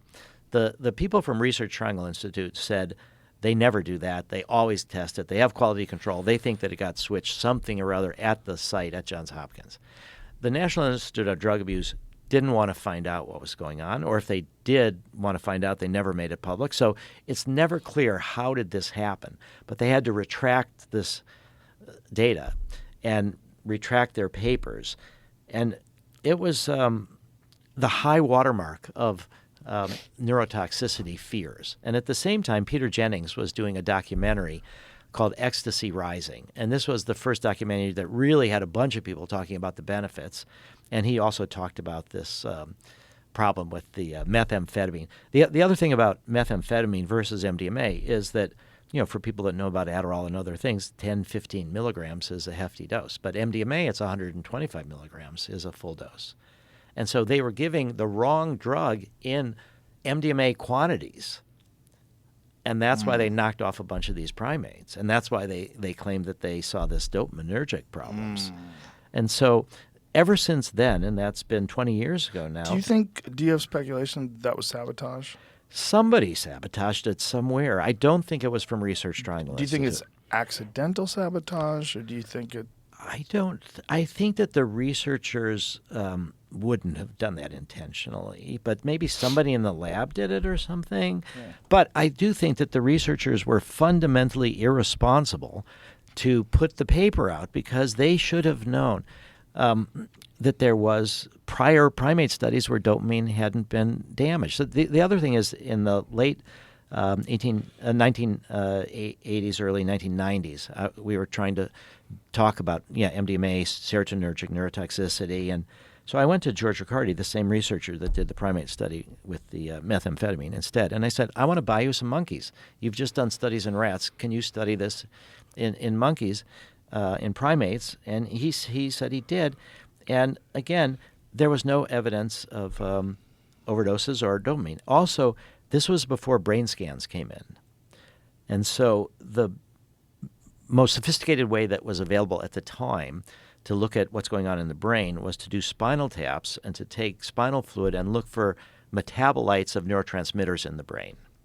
And I felt like I could not recommend, try to get other people to volunteer for it unless I did it myself. So I was the first one to get a spinal tap. Jesus. And it was really hard. But the imagery that I did, and again, this is kind of this idea about storytelling. So the story I was telling myself as this big needle is going into my spine to try to draw out the spinal fluid was that if a woman could give birth to a child, I could at least give birth to my spinal fluid. It was like way less painful, much shorter, but I could do it. And so the imagery was I'm giving my birth to my spinal fluid to these researchers so that we can understand what's really going on with MDMA and hopefully make it into a medicine. And it didn't hurt terribly. And there was spinal headaches that you get afterwards. So a couple of days afterwards I had headaches. But I felt like I could enroll other people. I could encourage other people to do it. So I was going to New College in Sarasota, Florida, which, by the way, DeSantis is now trying to kill and has fired the president. It's the honors college of the state of Florida, and it is a... Why is he trying to kill it? It's just what he's doing to public education. I mean, this was the symbol of what he called the most woke school in a bunch of transgender people, a bunch of open-minded people. It started as a private school in the 60s, merged with the state when they ran out of money. So he fired the president, he stacked the board of trustees, and he wants to turn it into a conservative school. He's doing it for political purposes to try to show that he's anti-woke and that he is wanting to... what's going on in public education in Florida is really frightening. George Soros is actually interested in trying to help out at New College, because George Soros actually, even though he's the boogeyman for a lot of the right wing, he funded the Central European University in Hungary as after communism, and it was killed also by Orban in Hungary. So you go after public education as a way to try to control intellectual narratives. But anyway, I was at New College, this school, and we were experimenting with MDMA, and so I got about 35 people or so to get spinal taps, not just from New College, but from all over. And the spinal taps showed that there was no problems with dopamine. There was a little bit less serotonin metabolites, but also lower serotonin has been linked to risk-taking behavior. And so taking drugs is risk-taking behavior, particularly when they're heavily criminalized. So it was not evidence that it was serotonin neurotoxicity from MDMA, but it cleared dopamine. So these researchers should never have ignored their prior data. They were just so willing to demonize MDMA to get more grant money. So they were addicted to grant money. Yeah, that seems to be the case with a lot of scientific studies, isn't it? Yeah. It's a real problem when you're not just you're not just trying to find out what the truth is. You're trying to find data that would reinforce whatever idea that you went into it looking to find in the first place, and throw out information that is contrary to that. Yeah, I'll say the best example of that for me was that I've done long-term follow-up studies to the work that Timothy Leary did at Harvard. So the Good Friday experiment was in 1962. The Good Friday experiment? Yeah, the Good Friday experiment is incredible. So this was Aldous Huxley had written The Doors of Perception and was talking about mescaline and spiritual experiences. And a lot of people who were doing work with LSD, with alcoholics and others in the 50s would have these spiritual experiences. Bill W., who started Alcoholics Anonymous, actually had an LSD experience in the 50s. And his first place getting sober was Belladonna. So Bill W., the founder of AA, had a psychedelic experience that got him sober in the first place. Yeah. And then later, about a decade or more later, he experimented with LSD. And he felt that this LSD could be tremendous for... Well, what was his initial psychedelic experience that led him to get sober? Well, it was Belladonna. What is belladonna? It's kind of, when you think about what drugs did the witches use in the Middle Ages, it's a disorienting psychedelic. I think it's scopolamine. Oh, that stuff is crazy. That's that devil's dust shit. Yes, exactly. And that's the stuff that's supposed to turn people essentially into zombies that are like very easy to suggest. Yeah, Wade Davis has done studies about the voodoo cults in Haiti. Yeah, and what drugs they use, and they kind of can tranquilize people. They bury them alive. They think that they blow dust in their nose. Yeah. Scopolamine is also the stuff they use to stop people from getting motion sickness on boats, which is really crazy, like Dramamine patches. Well, that illustrates the exact point, though, that it's not the thing itself, it's how it's used. It's the relationship you have with it, it's the dose, it's the route of administration, it's how you do it. So he had scopolamine helped him get off of alcohol. Yeah, you have this terrifying experience. Things come to the surface, but and it did help him. And then when he did LSD in the 50s, and I met one of the women that gave him the LSD, Sidney Cohn, was the man, and what he felt was that we talk about in AA about hitting bottom. Mm-hmm. You know, that people's lives, when they hit bottom, then they're finally ready to make a change. But that means that they've destroyed their families. They've destroyed their jobs, their health. And so what Bill W. felt is that you could give LSD to people and they could psychologically hit bottom. Yes. While they still had some intact relationships that would then help support them as they tried to move to sobriety. And he felt that this could have a major role to play in AA, but why didn't he ever incorporate it? It became too controversial, and so he ended up working with cruder tools. But there was a lot of work with LSD in the 60s for alcohol use disorder, and it proved to be quite effective when supported, so that these substances can be extremely helpful, again, used in a careful way. So the Good Friday experiment was an attempt to understand can psychedelics produce a mystical experience? And Walter Pankey was a doctor and a minister, and he was getting a Ph.D. at Harvard. And he was interested in looking at the spiritual potential of MDMA, and of psilocybin, and he worked with Timothy Leary, and they did this experiment, and they did it with a Reverend Howard Thurman. So Howard Thurman was an African-American minister at Boston University's Marsh Chapel, and Howard Thurman is someone who deserves a lot more attention because he studied with Gandhi. He studied nonviolence with Gandhi, and then he became Martin Luther King's mentor. And Martin Luther King got a Ph.D. at Boston University, and Howard Thurman was his mentor. So Howard Thurman really helped the American civil rights movement adopt the strategy of nonviolence that he got from Gandhi, and that's what we see, in all of the stories about people being beaten by police trying to protest different things, and they try to react. So nonviolent resistance was a key to to the American Civil Rights Movement. And Howard Thurman was very interested in this connection between the mystical experience and political action. So the mystical experience, you move beyond your sense of I'm, this biographical person. I'm my tribe, I'm my country, I'm my religion. That there's something deeper. That we're a part of humanity. We're part of energy. I mean, if you look at the quantum level, right, we're all energy. We're all connected in these different ways. So when you feel that, and Rita Marley has this incredible album, Bob Marley's wife, and it's called "Who Feels It Knows It." Who feels it knows it. So you can say this, and I can say this, and people could hear it. But if you have an experience that you feel it, then you know it. And so Howard Thurman was very interested in this idea of what are the political implications of this mystical experience. And so Walter Pahnke was willing to work with him. And Howard Thurman said, I will let you come to my church, Marsh Chapel, on Good Friday, and you can do an experiment with 20 divinity students from Andover Newton Theological Seminary, and you can give them all a pill. And half will be psilocybin, half will be placebo, which was nicotinic acid, which gives you a flush. And so this was done, and it was considered to be the most eloquently designed experiment ever done on whether psychedelics could produce a mystical experience. And it showed that 9 out of the 20 people had a mystical experience, 8 out of the 9 had the psilocybin, and then they did some long-term, like 6-month follow-ups, and they said it impacted their lives in certain ways.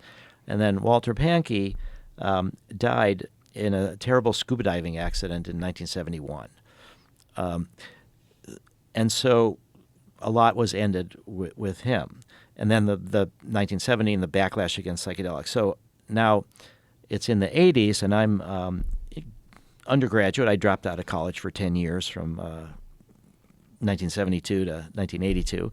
And you have to do a thesis, a senior thesis at New College. And I wanted to do psychedelic research, but psychedelic research was wiped out at the time, nothing to do. You couldn't get permission to give psychedelics. But I thought, if I go back to the Good Friday experiment, that I could do a long-term follow-up that is just asking people what happened to them when they took the psilocybin and how do they think about it now. And I wouldn't have to get permission from the FDA or the DEA. I would just have to get permission from what's called an institutional review board, which our college had, just about the safety of the subject. But I'm just asking them questions. Mm-hmm. So that was the only way that I could do psychedelic research. And it was incredible because in the mystical literature, the real test of the validity of a mystical spiritual experience is called the fruits test. Means, what are the consequences in your life? What are the fruits of the experience? Does it make you more peaceful, more loving? Does it make you more, reduce your fear of death? Does it give you a more spiritual sense of how we're connected? So that's the fruits test. And so what because people can describe all sorts of things, but what impact does it have in your life? So I figured I can do a long-term follow-up, and that's the fruits test. And Walter Pahnke would have done it if he hadn't died. But nobody else was doing it. So I ended up trying to figure out how to do it. I went to Andover Newton School, and I said, nobody knew who the subjects were in the study. So I went to the school, and I went to, which is outside of Boston, and I said, I'd like to put a note in the alumni newsletter. Would you be willing to do that? And they said no. They refused. I said, this is the most important experiment ever in the history of mystical experiences and psychedelics with your students. And I just want to ask them questions. Would you let me put something in the alumni newsletter? And they said no. This is now 1986. And so I was like, oh, God, I was blocked. Tim Leary, nobody had the list. So I went to their library, and I thought maybe I'll see some books or something on this experiment. Nothing. The thesis that was done at Harvard, nothing. They had zero about this experiment. It's like cultural amnesia. But I'm wandering through the library, and I noticed that they've got some books of the alumni. And one of them had the list of all the students that were in school in 1962 and their names and their addresses. I was like, wow, this is bonanza. So I photocopied it all, and then there was like 350 of them. And I wrote a postcard to every single one of them. And that led me to 3 of them wrote back saying that they were in the study. And over years and years, it took me but I identified 19 out of the 20. And I was able to go see them in person and interview them. And this really validated my theory of change. So my theory of change also, which you've shared a bit, is that if you have these spiritual connections, these spiritual experiences, that will make you think about the world in a different way, think about others in a different way. Yeah. And so what people said is that their mystical experiences really did reduce their fear of death, made them feel more connected to other people from different faiths, made them more ecumenical in a way, deepened their faith in their own religion. It didn't turn them away, but they saw it in a more symbolic rather than literal way. But what I discovered, so it validated the results. But what I discovered is a big mistake, that one of the persons in the study had heard Howard Thurman, by the way, the audio of that service is up on our website.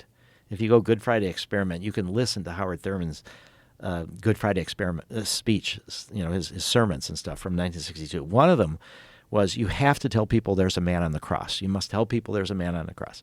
And one of the students, under the influence of psilocybin, said, yeah, I got to tell people there's a man on the cross. I'm going to do it right now, and I'm going to run out of this room, and I'm going to run down the road, and I should tell the president. But the president is in D.C., so I'll tell the president of the university. And he goes running down the street, and Walter Pankey and Houston Smith go, running after him. It's a busy street on Commonwealth Ave in front of the Mars Chapel. And they finally catch him, and he doesn't want to go inside. He's outside. He's tripping. He's got this mission. And they give him a shot of Thorazine to tranquilize him, to bring him back inside. And they never mentioned that at all. Wow. Completely not mentioned it. So I had this decision when I'm going to write this follow-up study. I said, I can't hide that. So I did report that.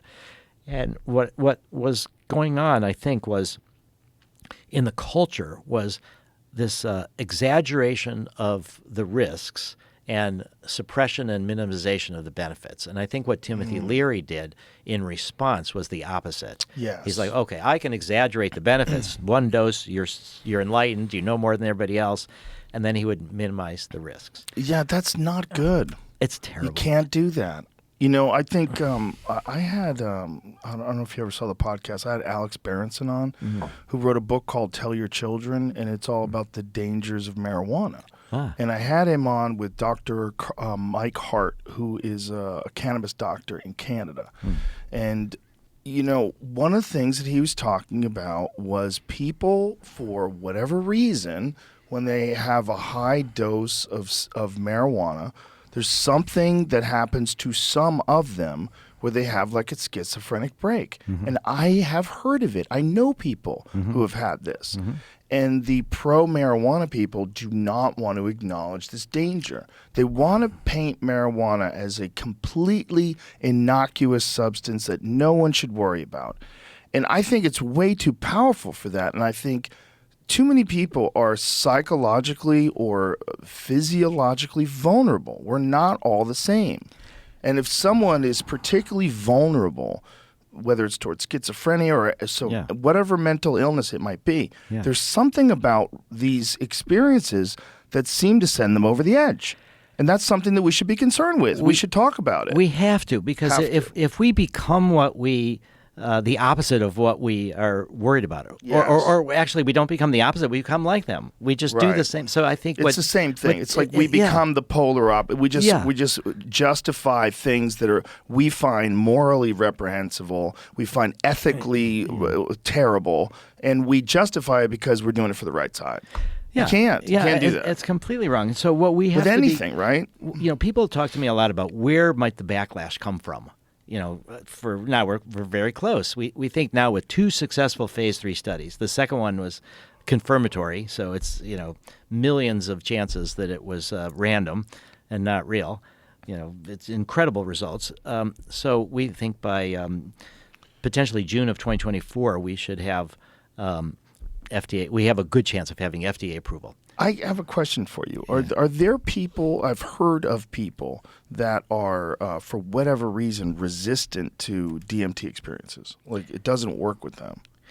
I think there are some, and it could be biological. We don't Yeah. know. It could be that they're just so it could be that they're so resisting the experience. So Stan Grof actually talked about work with obsessive compulsives that he did with LSD, and he had some that he could give over 1,000 micrograms of LSD, enormous amounts of LSD, and they could still play chess. Wow. So there's a way where you can control your mind so much that even psychedelics won't happen. Wow. Yeah. So I I think wonder, but there are people like Jamie has a thing about edibles. Like Jamie can kind of eat like a foot-long sub from Subway. I'm not kidding. He can put down extraordinary amounts of edibles and he feels nothing. 1350 is the highest I've gone. Do you know how crazy that is? it's amazing. 1350. Dude, 200 will put you on the moon. I was at a concert, watching a concert, having conversations. Well, what about when you smoke? Is it different? No, sure, smoking works just fine. Smoking works, but edibles Yeah. don't. Yeah. It is a different drug when it's passed through your digestive system. And that's right. I have Yeah, we've talked about it ad nauseum. Yeah. It's Oh, well, 11 but- hydroxymetabolite, right? Yeah. So I'll just tell a funny story about my wife, Lynn, which was that her mother had pain. Marianne, her mother had pain. And Lynn thought that, and I suggested actually, maybe small amounts of THC or CBD might help her mom. And so Lynn was like, okay, I will try it first before I give it to my mom. So she took I brought home edible, some chocolates, and she took 1 square, which was 10 milligrams of cannabis. She took it at her mom's assisted living place about a mile away from where we live. And then she's ready to drive home. And so she's driving home, and she thinks nothing much is going to happen. So the road starts tilting. She starts having a terrible time. She barely gets to our house. And then she's got this panic reaction because she is thinking that she might forget to breathe. She boy. might die because she's going to forget to breathe. Oh, boy. And our daughter Lila and our daughter Ellie were there with us, and we were like trying to cheer her up and like, you're not going to die. But we're also like massaging her feet and laughing at her. But it was a horrible experience. Yeah. So some people have edibles and they Yeah, just it's have not good. horrible experiences, Horrible And other people, I guess, get edibles and nothing happens. Yeah. I mean, it depends on so many factors, right? I think there's biological factors, there's your current level of anxiety. But to just claim that it's innocuous, I think is just so foolish. Yeah, I think if there is a backlash, where the backlash in the '60s was political, against psychedelics and hippies and stuff. The backlash that happened in the late '70s, early '80s, when it looked like marijuana might be legalized, was parents against Right. Well, it's also all that Nancy Reagan just say no shit. Yeah. That was when we have to really, for a person that's alive today, to understand the influence that media had on you when you were a child. It's almost impossible for you to wrap your head around. But I want you to try. The kids of today, you kids with your internet and your Google and being able to watch whatever you want to watch on television at any given time.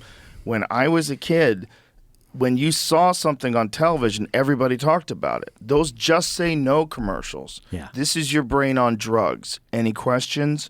And it's someone frying an egg. Well, it led to like a lot of funny stand-up comedy bits. Like Bill Hicks had a funny bit about it. But it also led to a lot of people thinking literally you're going to fry your brain with drugs. Yeah. And it worked. It worked on us. It worked on a lot of fucking people.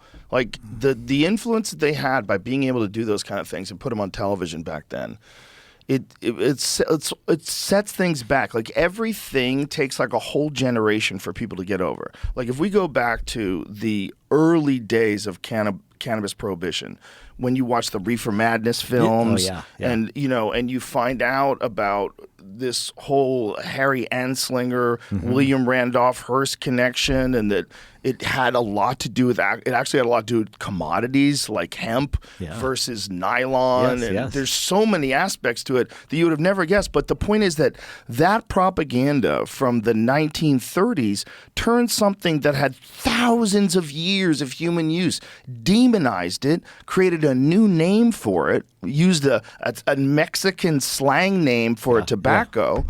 And they turned it into this new drug, and they labeled it saying that it was Mexicans and black men were raping white women on this drug. And then they have the guy smoking pot and jumping out a window, and it's Reefer Madness is hilarious. It is. I have a but poster it worked of for it. so long. It does. I have a poster from Reefer Madness. Think about that time, right? So that's the 30s, right? Yeah. And then you got to get into the 60s before marijuana's popular again. Like Yeah. it literally, it has to burn through a generation of propaganda. Their children have to learn from their parents' mistakes and realize that their parents are dumbasses. And then they experiment with things, and they have to learn from other people that are doing it. And then it goes to a point where it's at now.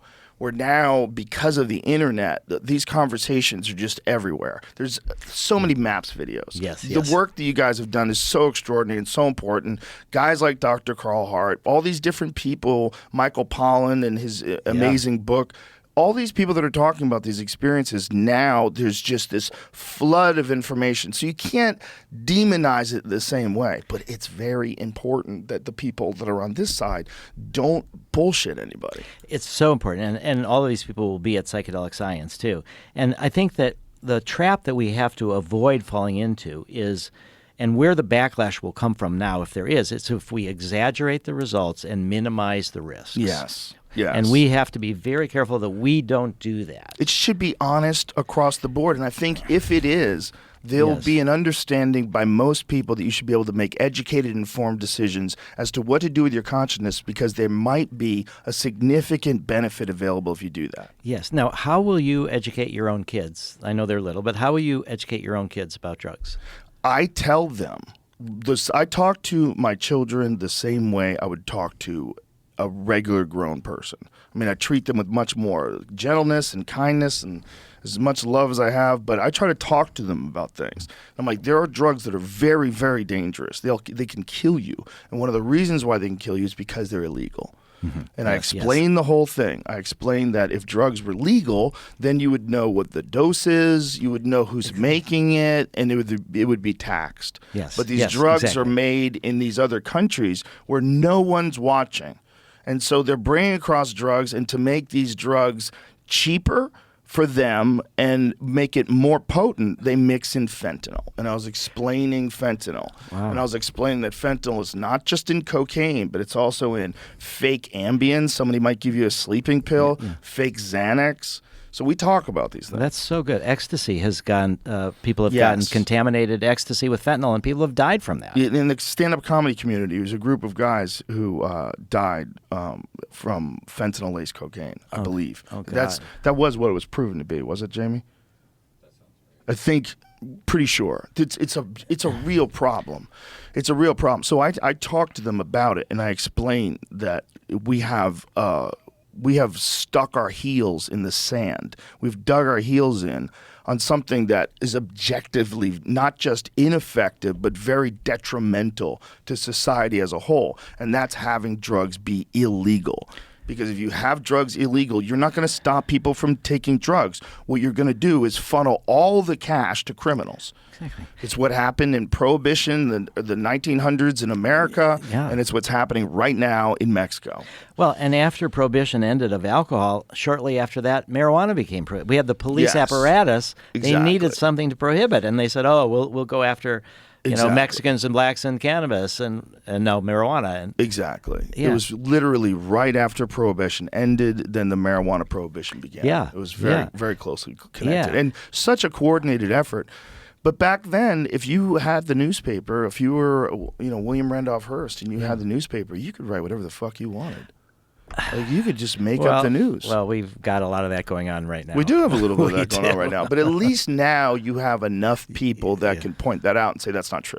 But back then you had nothing. Yeah, but people may not be willing to go to multiple sources. A lot of times people only stay right. And it's also when you find out that, like, someone that you respect, like a newspaper you respect, is bullshitting. Yeah. like which does happen. Yeah, You go, yeah. God damn it, why are you guys bullshitting?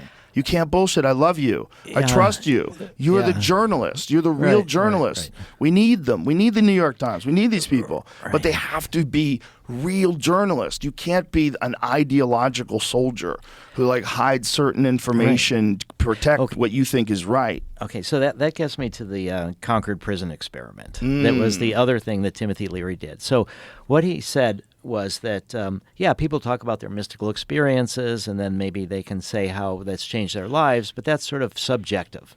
But if we can give psilocybin to prisoners and then help them have these pro-social experiences, work through their traumas, and then when they're released, then we can reduce their recidivism. They will now be ready to make a new reentry into society, and that's an objective thing. So the next thing that Timothy Leary decided to do was the Concord Prison experiment. And this was a tremendous experiment. And they gave about 35 people psilocybin experiences inside prison. Timothy Leary and others, the researchers would go into the prison, and half the researchers would also take psilocybin. Whoa. And with the prisoners in prison. And Whoa. this was a way to try to help them to reduce the experimenter, experimentee kind of idea. And the Concord Prison experiment was considered to be one of the most successful psychedelic experiences and studies of the 60s that ever there was. And unfortunately, all the records were lost of who was in the experiment. So after I did the Good Friday experiment follow-up, after 25 years and found 19 out of the 20, I went to Tim and others and do you have any idea who was in the Concord Prison experiment? And they had no records whatsoever. So I didn't think I could do anything. In 1991, I published a paper in the Journal of Transpersonal Psychology about the Good Friday experiment, and there was an editorial in the Boston Globe about it, op-ed, and I got a call afterwards from a fellow, Michael Forcier, and he said that he worked for the Department of Corrections, and they had a special room where they collect the records of their famous and interesting prisoners. Like they had Malcolm X and his records and others. And they had the records of all the people from the Concord Prison experiment. And he said, would you like to do a follow-up study? I said, I would love to do it. And it took us a whole year to get permission. We had to go all the way up to the governor. It was Governor Weld at the time. And the paper that came back was hilarious that said that we got permission because somebody had scribbled on it, no psilocybin. Like, we were not planning to give psilocybin. We were just going to look at their prison records, but they were like, no psilocybin, for sure. Isn't that funny? It was just... Imagine if they had done psilocybin. They would have never written that. They would not have. Never. They would It's not only have. people that haven't done it. They must be curious. Well, I have had a lot of good conversations with DEA people and police because what they're taught about drugs, if they believe it, nobody would ever do these drugs. Right. And so Why is everyone doing it if they're not awesome? if they're horrible? So I've tried to explain to them, and I did it when I was legal. But you try to do it in a way where you don't encourage them to react in a negative way. So I did this follow-up to the Concord Prison experiment. All right, so while I'm doing this experiment and tracking people's criminal justice system records in the decades, this was like a 34-year follow-up, it started becoming clear to me that the experiment wasn't a success. But it was, and I was the one that was like wanting to do the follow-up to bring attention to it because I thought it was a success. Now, here's a thought. Were these people still in jail or are they free? Some of them They were in free? jail, some of them were in jail, some of them were free. But what I discovered was a trick that Leary had done to try to make the results look good. Oh. And then it was like, and the trick is simple, is that, just think about this. When you're in jail, the first day that you get off jail, you probably have nobody goes back to jail. But if you look 2 years out, Right. more people will have had a chance to commit crimes or go back to jail. So the longer you're out of jail, the more likely you are to go back. So the group of people that had been in this experiment had been, and on average, they'd been out of jail 10 months when they looked at their recidivism. Some had been longer, some had been shorter. And the researchers, Ralph Metzner and Tim Leary, they had done a base rate study of all the people that got released from the Concord Prison experiment in the years before they did it. and they published their results. So they compared it. It was a little bit historical, but so things don't always stay the same exactly in history, but that was the best that they could do to compare it. But what I discovered is that they had published the results of this base rate study in a really obscure journal, a British criminology journal. And, I had to go down in the dusty libraries of Harvard Law Library, the Widener Library, to even find this journal. And when I read it, what I learned is that they had taken data from people that were out of prison for 30 months and compared it to people that were out of prison for 10 months. Complete scientific fraud. And so then I'm like, shit, how is it that all the people that hate psychedelics didn't discover this?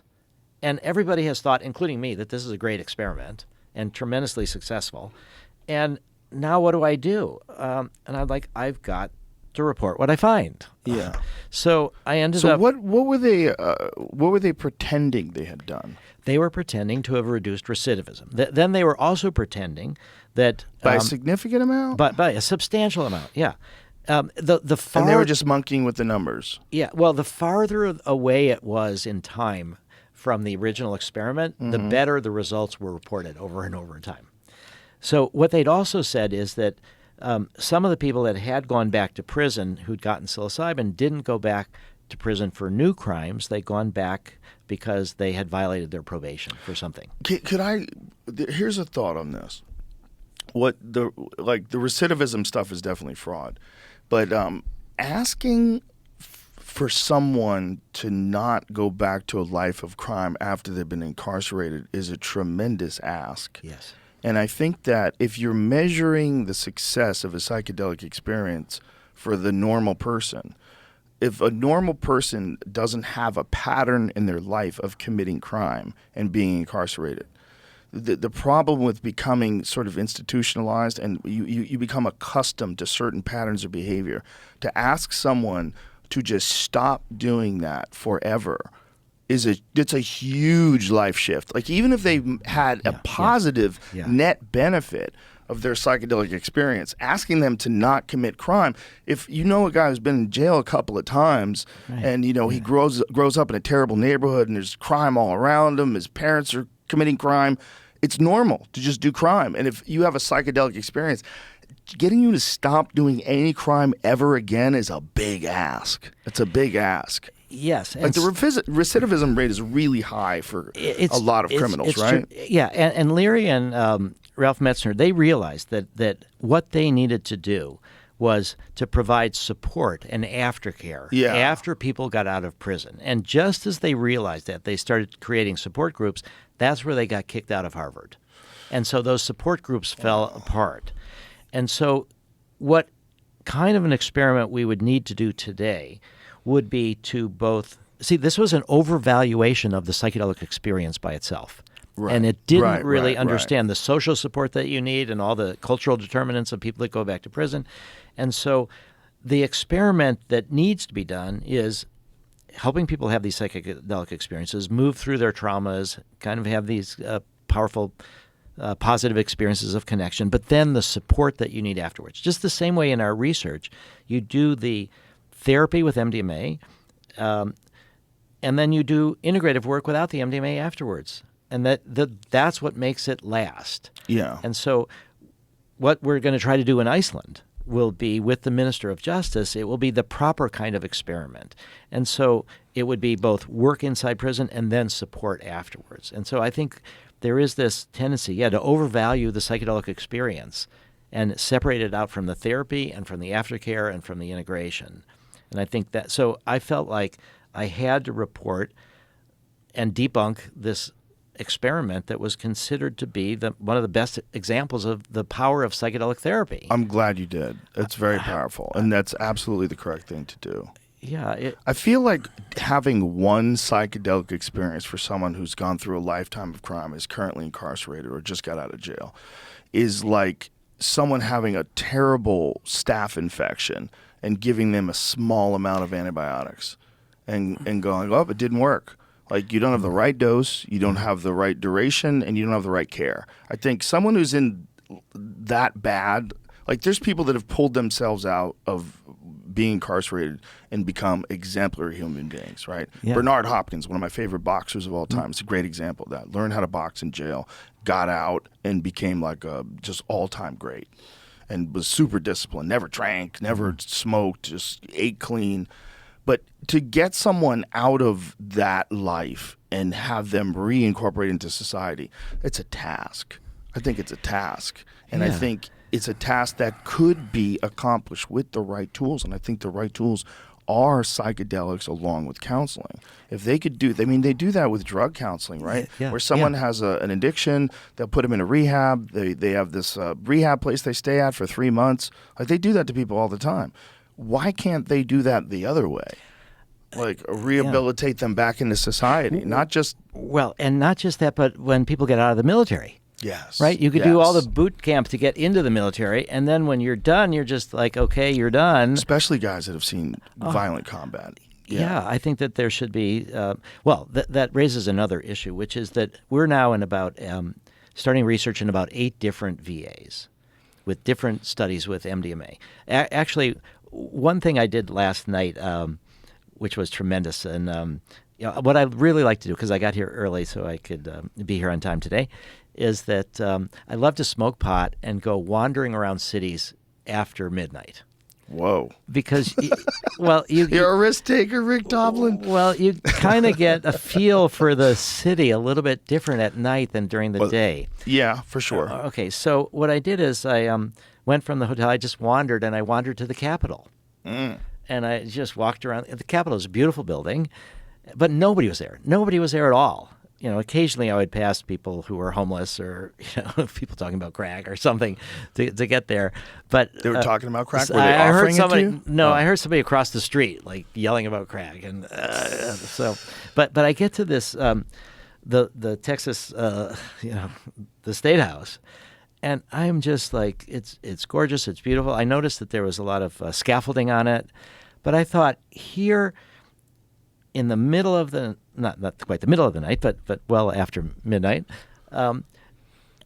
in a place where so much conservative policies are coming out of it, the Texas legislature is currently considering a rider to allocate $2.1 million to a study of MDMA at the Houston VA with veterans with PTSD.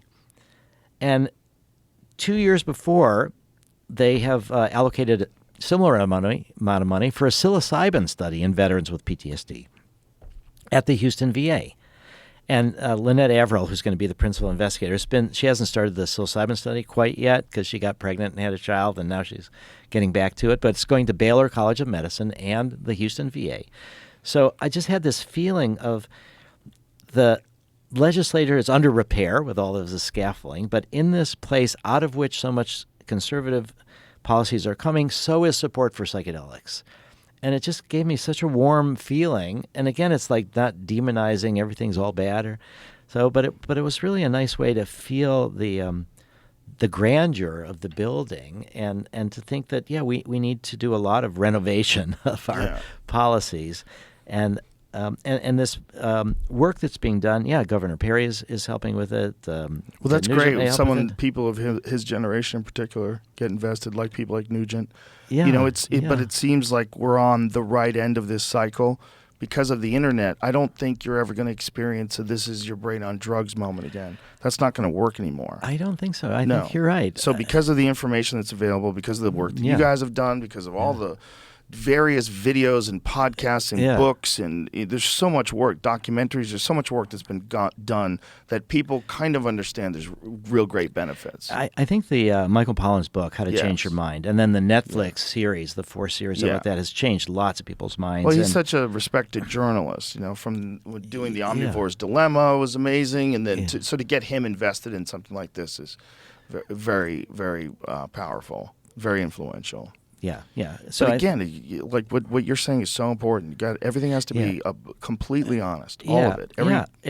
And it doesn't work for everybody. We don't have to say it works for everybody, and we shouldn't get in the trap. Doesn't even mean it doesn't work. It just didn't work that way. And also there can didn't be work risks by itself. because it's always a benefit-risk balance. Yeah. We don't have to pretend there's no risks. Yeah. So the moment that we're at is just this incredible moment. So now we have 2 successful phase 3 studies. We have a nonprofit that is 100% owner of a public benefit corp. We do have some money from investors, but our challenge now over the next couple months is where do we get the money and to get us to 2 different points. The first point is from here to FDA approval. We think that's going to be potentially, if all goes well, something like June 2024. But then there's going to be about another year and a half or a bit more potentially till we reach what's called sustainability. And so sustainability is when income from the sale of MDMA equals what all of our costs are, and then we start amassing resources for more research, for more studies, for work that MAPS is doing, because MAPS would still be the... So what we have this chance to either keep MAPS as the sole owner of the Public Benefit Corp, or we may have to turn it into a publicly traded company if we don't find the philanthropy that we need, and we need to take investors, and these investors want us to turn this into... Yeah, that was the wild conversation that we had the other night at the bar. Yes, and one of the things that you said struck me, and I thought about it a lot, is you said these are sacred substances. And when you get them mixed with commerce, you have to be really careful. It's very dangerous. You're mixing something that could potentially change the way the whole world looks at life. And you're mixing them with something that doesn't give a fuck about anything other than profit. And that's just what the nature of that thing is. Like, that's the nature of corporations and capitalism. They constantly want to make more money. Every quarter, every year, more money. And they're trying to figure out a way to benefit their stockholders. That's their primary concern. Yes. Unless you got some... Well, it would have to be private. It would still have to be some genius benefactor who's some Elon Musk type character who comes along and decides to fund it, which could happen would save you from that. But if you just went public, my worry is that you're getting involved in commerce with psychedelics, and that just doesn't feel like the way to do it. It feels like all that stuff should be completely legal. And we should kind of wait until you guys and the way your work kicks in and all the influence and the people that vote get an understanding of what the real landscape is. Yeah. Now, there's a fellow that Jeff George is on our he's the chair of the board of the MAPS Public Benefit Corp. And he used to be the CEO of Sandoz, which is one of the world's largest generics, but also Sandoz was where Albert Hofmann invented LSD. And where Albert also first synthesized psilocybin. Right. So Jeff has got incredible pharmaceutical experience, and he's been trying to help educate me about that we have a tremendous opportunity in a way if we do need to take investors and do need to become a publicly traded company, that we could be an example for the entire pharmaceutical industry, that we could be an example of a public benefit psychedelic pharmaceutical company with majority control. Hopefully we could remain a majority control owner of a nonprofit. And so I appreciate your reaction to this, because he said there may be several different ways in which there could be benefits from going public. I got to pee again. I hate to say it. But I want to hear these benefits, though. So when I come back, we'll go over these benefits. The diaper idea. No diapers, man. I'm just drinking a lot of water. Sorry, folks. We're back. Okay. So where were we? The benefits of taking your company MAPS public. Yeah. So and I'd appreciate your reaction. My initial knee-jerk reaction in the bar and even now is like idealistic. Yes. You know, like I'm looking at it like, man, don't mix love with money, man. You know, so I recognize my own bias in it, but I just get nervous when you're talking about but then there probably is some upside, and one of the upsides is maybe that would accelerate the path to legalization. Well, my preference is philanthropy, and so I'd like to appeal to anybody who's listening if they want to donate substantial amounts of money. How much do you need? Well, we are currently developing a budget in the range of $75 million to FDA approval. And then after FDA approval, there is going to be another raise that we're going to need to make to get to this sustainability point. But once we have FDA approval, there's many options that we will have that were not so much open to us now. So, for example, we've been approached by people, big company in Korea, that was interested in buying the rights for Asia, for MDMA. So we're trying to narrow them down to Korea. But we could, with FDA approval, it'll be pretty clear that other countries will give reciprocity, that we can make it. So we might be able to sell rights to different countries so that we can keep the nonprofit the 100% owner of the public benefit corp. We would have more options to do royalty shares, because then there are people that, the mission-related people that have, through Ryan Zura, that have given us this $43 million, they're gambling that we may get it approved. Right. And then the royalties come only if we get it approved. Post-approval, we'll be able to get a much better deal. Our valuation will be higher. We could get loans potentially on this income form that looks What's likely. the downside of going public? Okay, so well, the downside for me is right now. The potential downside is right now with MAPS as the 100% owner of the benefit corp, net zero trauma by 2070 is the new vision, and what that means is we've talked about working with prisoners. But I want to work with refugees. I want to work with people in Rwanda that have been traumatized by genocide. I want to go all over the world and try to globalize MDMA-assisted therapy in a way where we go where the trauma is, not necessarily where the money is. And that we put this global perspective of net zero trauma by 2070, mass mental health, spiritualized humanity. You know, we're destroying the environment. We've got incredible proliferation of nuclear weapons. Whether humans survive is not a sure thing. And so I think if we're more stable, if we're not seeing the world through all these filters of pain and past traumas. So I think one of the upsides, you could say, of having the public benefit corp be wholly owned by the nonprofit is that we can focus on public benefit, and that's the thing. I think that when you start having publicly traded companies, you could say there's no one, it's not pure public benefit or pure returns to investors. But it's somewhere along the line. Where along this line? Some ethical capitalism balance. Yeah. And so I think that with all the money from philanthropists, it will be towards public benefit. We're not going to be trying to prioritize giving returns. The returns to the donors are in a better world. Right. That's the return. And that's, I'd say, the advantage. The risk, depending on where the capital comes from and what kind of conditions they put on it, is that we maybe need to think about more returns to investors, and where do we go for the money rather than where do we go to reduce the trauma. But I think we can have a good example of a public benefit corp, hopefully at least majority owned by the nonprofit, that can do an enormous amount of good in the world. But I just think that we could do an enormous amount of good plus if it's funded by philanthropy. So I think the worst loss of public benefit for us would be to run out of money and to never make it into a medicine at all. So if we have to take money from investors, I think we should do that.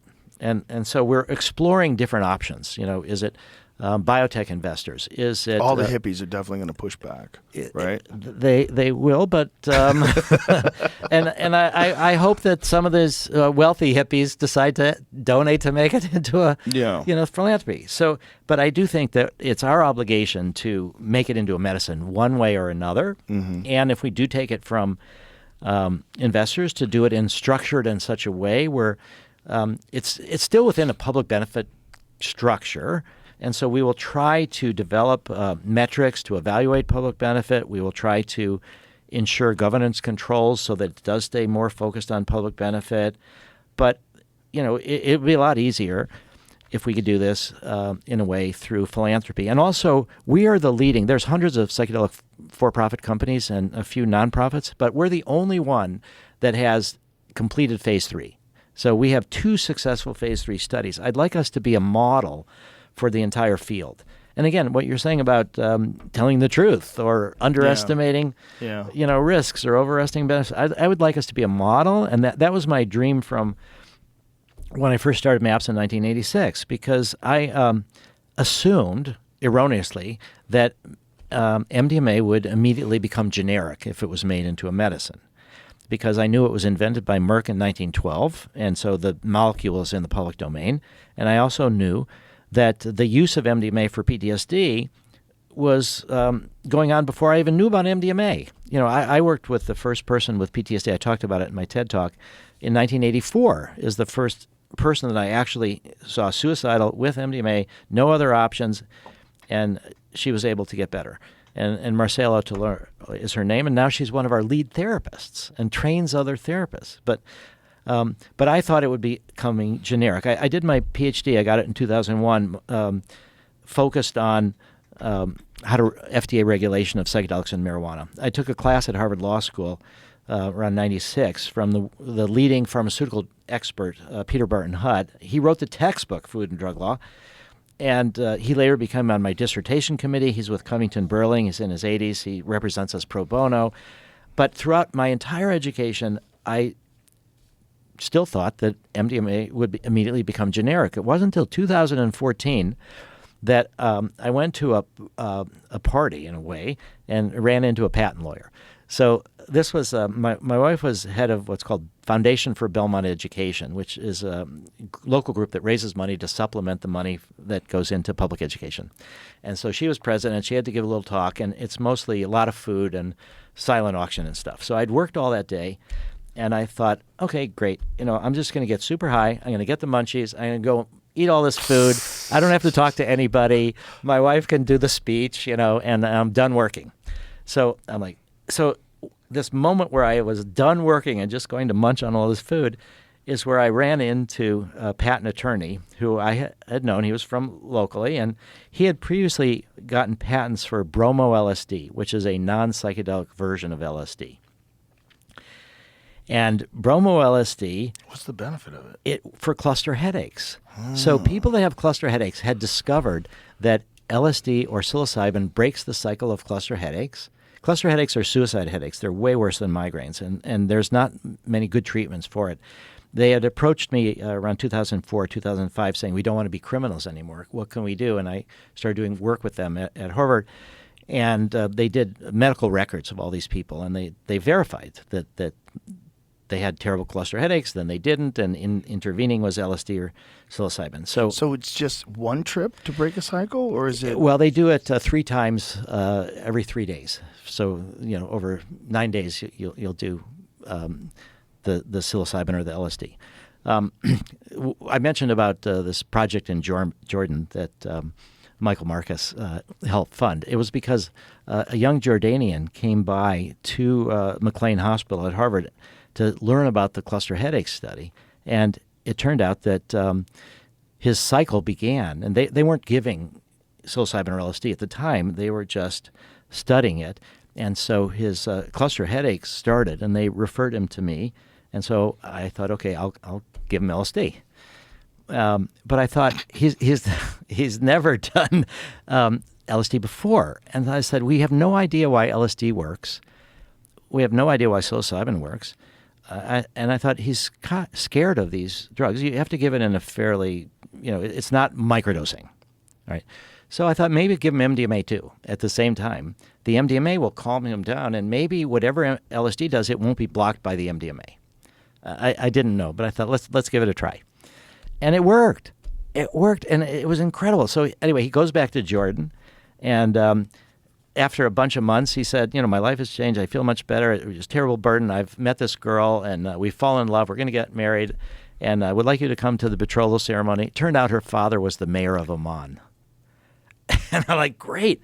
Now we can do research in Jordan. We can finally get into an Arab country to do Arab-Israeli stuff. Wow. So that's what I talked to Michael Marcus about, and that's why he supported that project. But in any case, the Harvard people said, oh, Timothy Leary was here, and this is like, we're not going to let you do psychedelic research unless it's the last resort.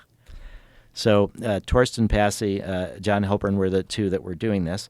Torsten was at Hanover University in Germany, and they said, all right, let's do bromo-LSD.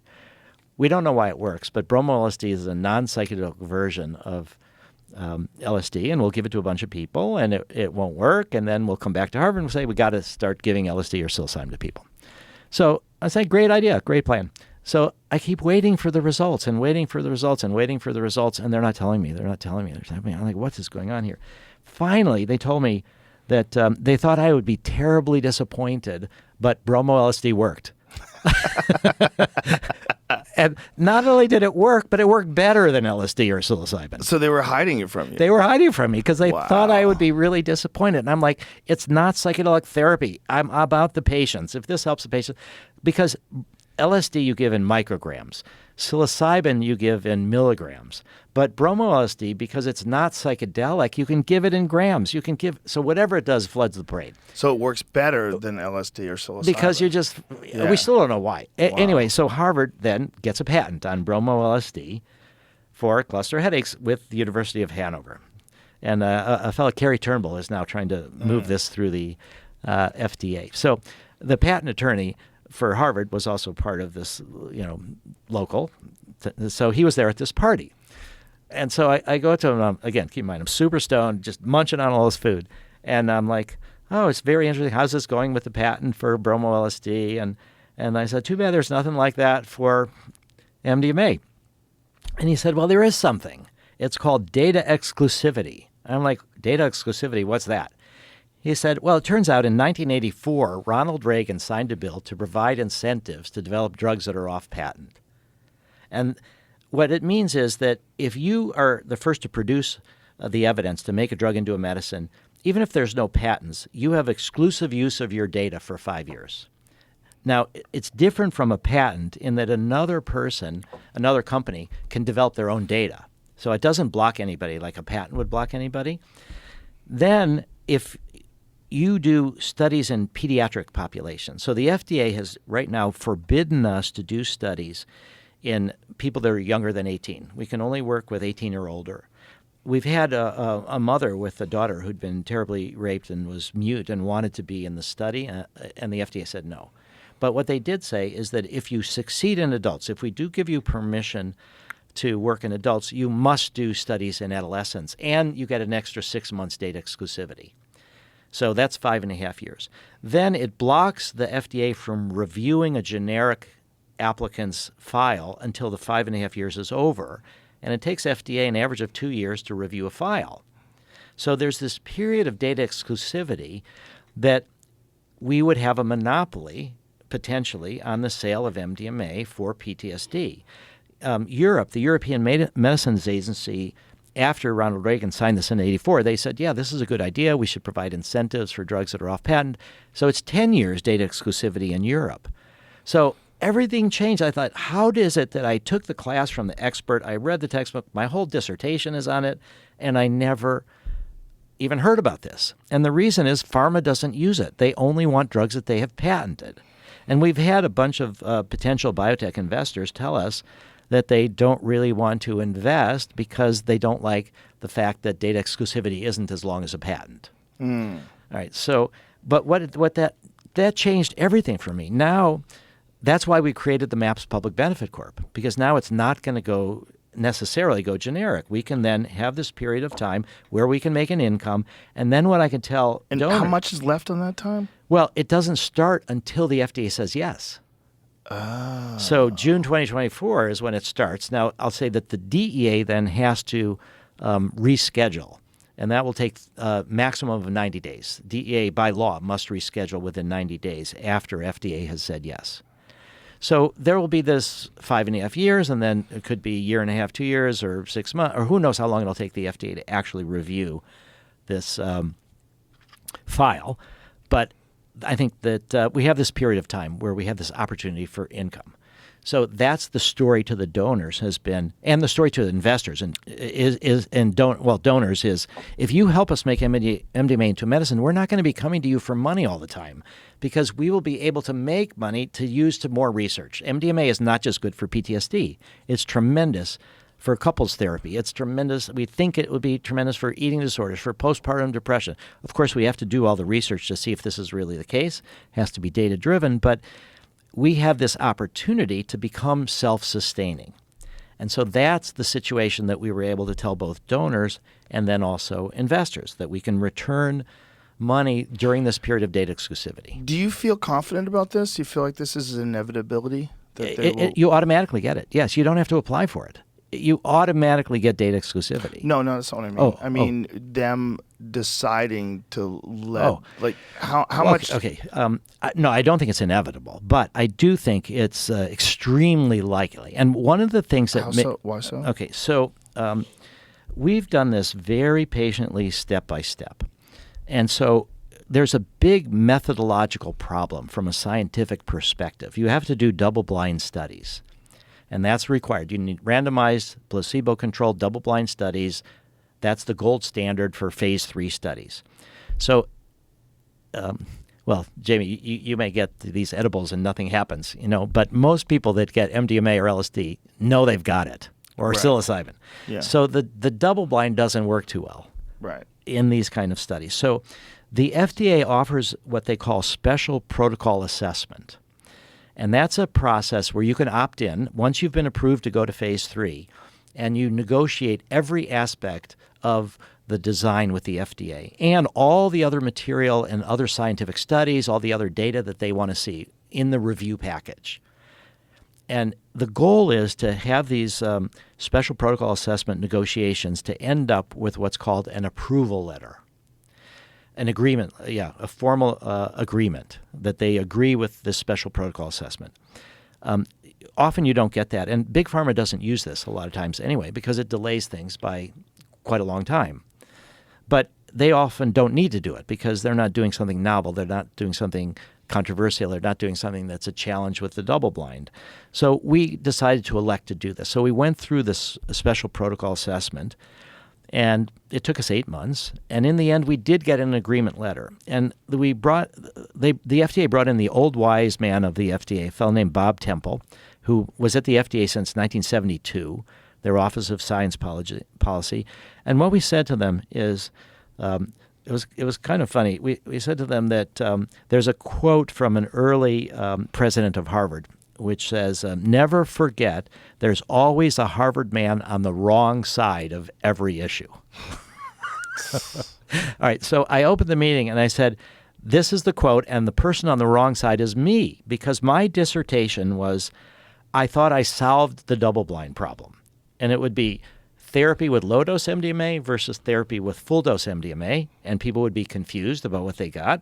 And our challenge would be to find the dose of the low dose that was high enough to cause confusion, but not so high that it caused so much benefits that we'd never be able to see the difference between the two groups. So over the course of from 2000 to 2016, when we did all these phase 2 studies, we tested inactive placebo, 25 milligrams, 30 milligrams, 40 milligrams, 50 milligrams, 75, 100, 125, and 150. And what we discovered, which was, again, a little bit difficult for me to discover, is my dissertation was wrong. I was not right. I was partially right, is a better way to say it, that it did cause confusion between the low dose and the high dose, but it made people uncomfortable. So the low doses, it's like turbulence when you take off of an airplane. At the very beginning, there's more turbulence, and then when you get above the clouds or so, your cruise control, it's smooth. So early small doses of MDMA, they have an activating effect without as much of the fear reduction. So what we showed is that people who got these low doses, they all still got better, but they didn't get as much benefit as if we gave them an inactive placebo. If they got therapy with nothing, they did better than if they got therapy with low dose. And we discovered that the 75 milligram dose group was actually surprisingly helpful and beneficial. So it's a narrow range between when you're in the turbulent zone to when you're getting benefits, when you're cruising. So there's no practical way to do that. So we went to the FDA at this final meeting for this special protocol assessment, and we said, I'm wrong. We'll do whatever you want. You tell us what you want us to do, but we can give you blinding, but you're going to make it easier for us to tell a difference between the two groups, because the people with the low dose don't do as well as the people that got nothing.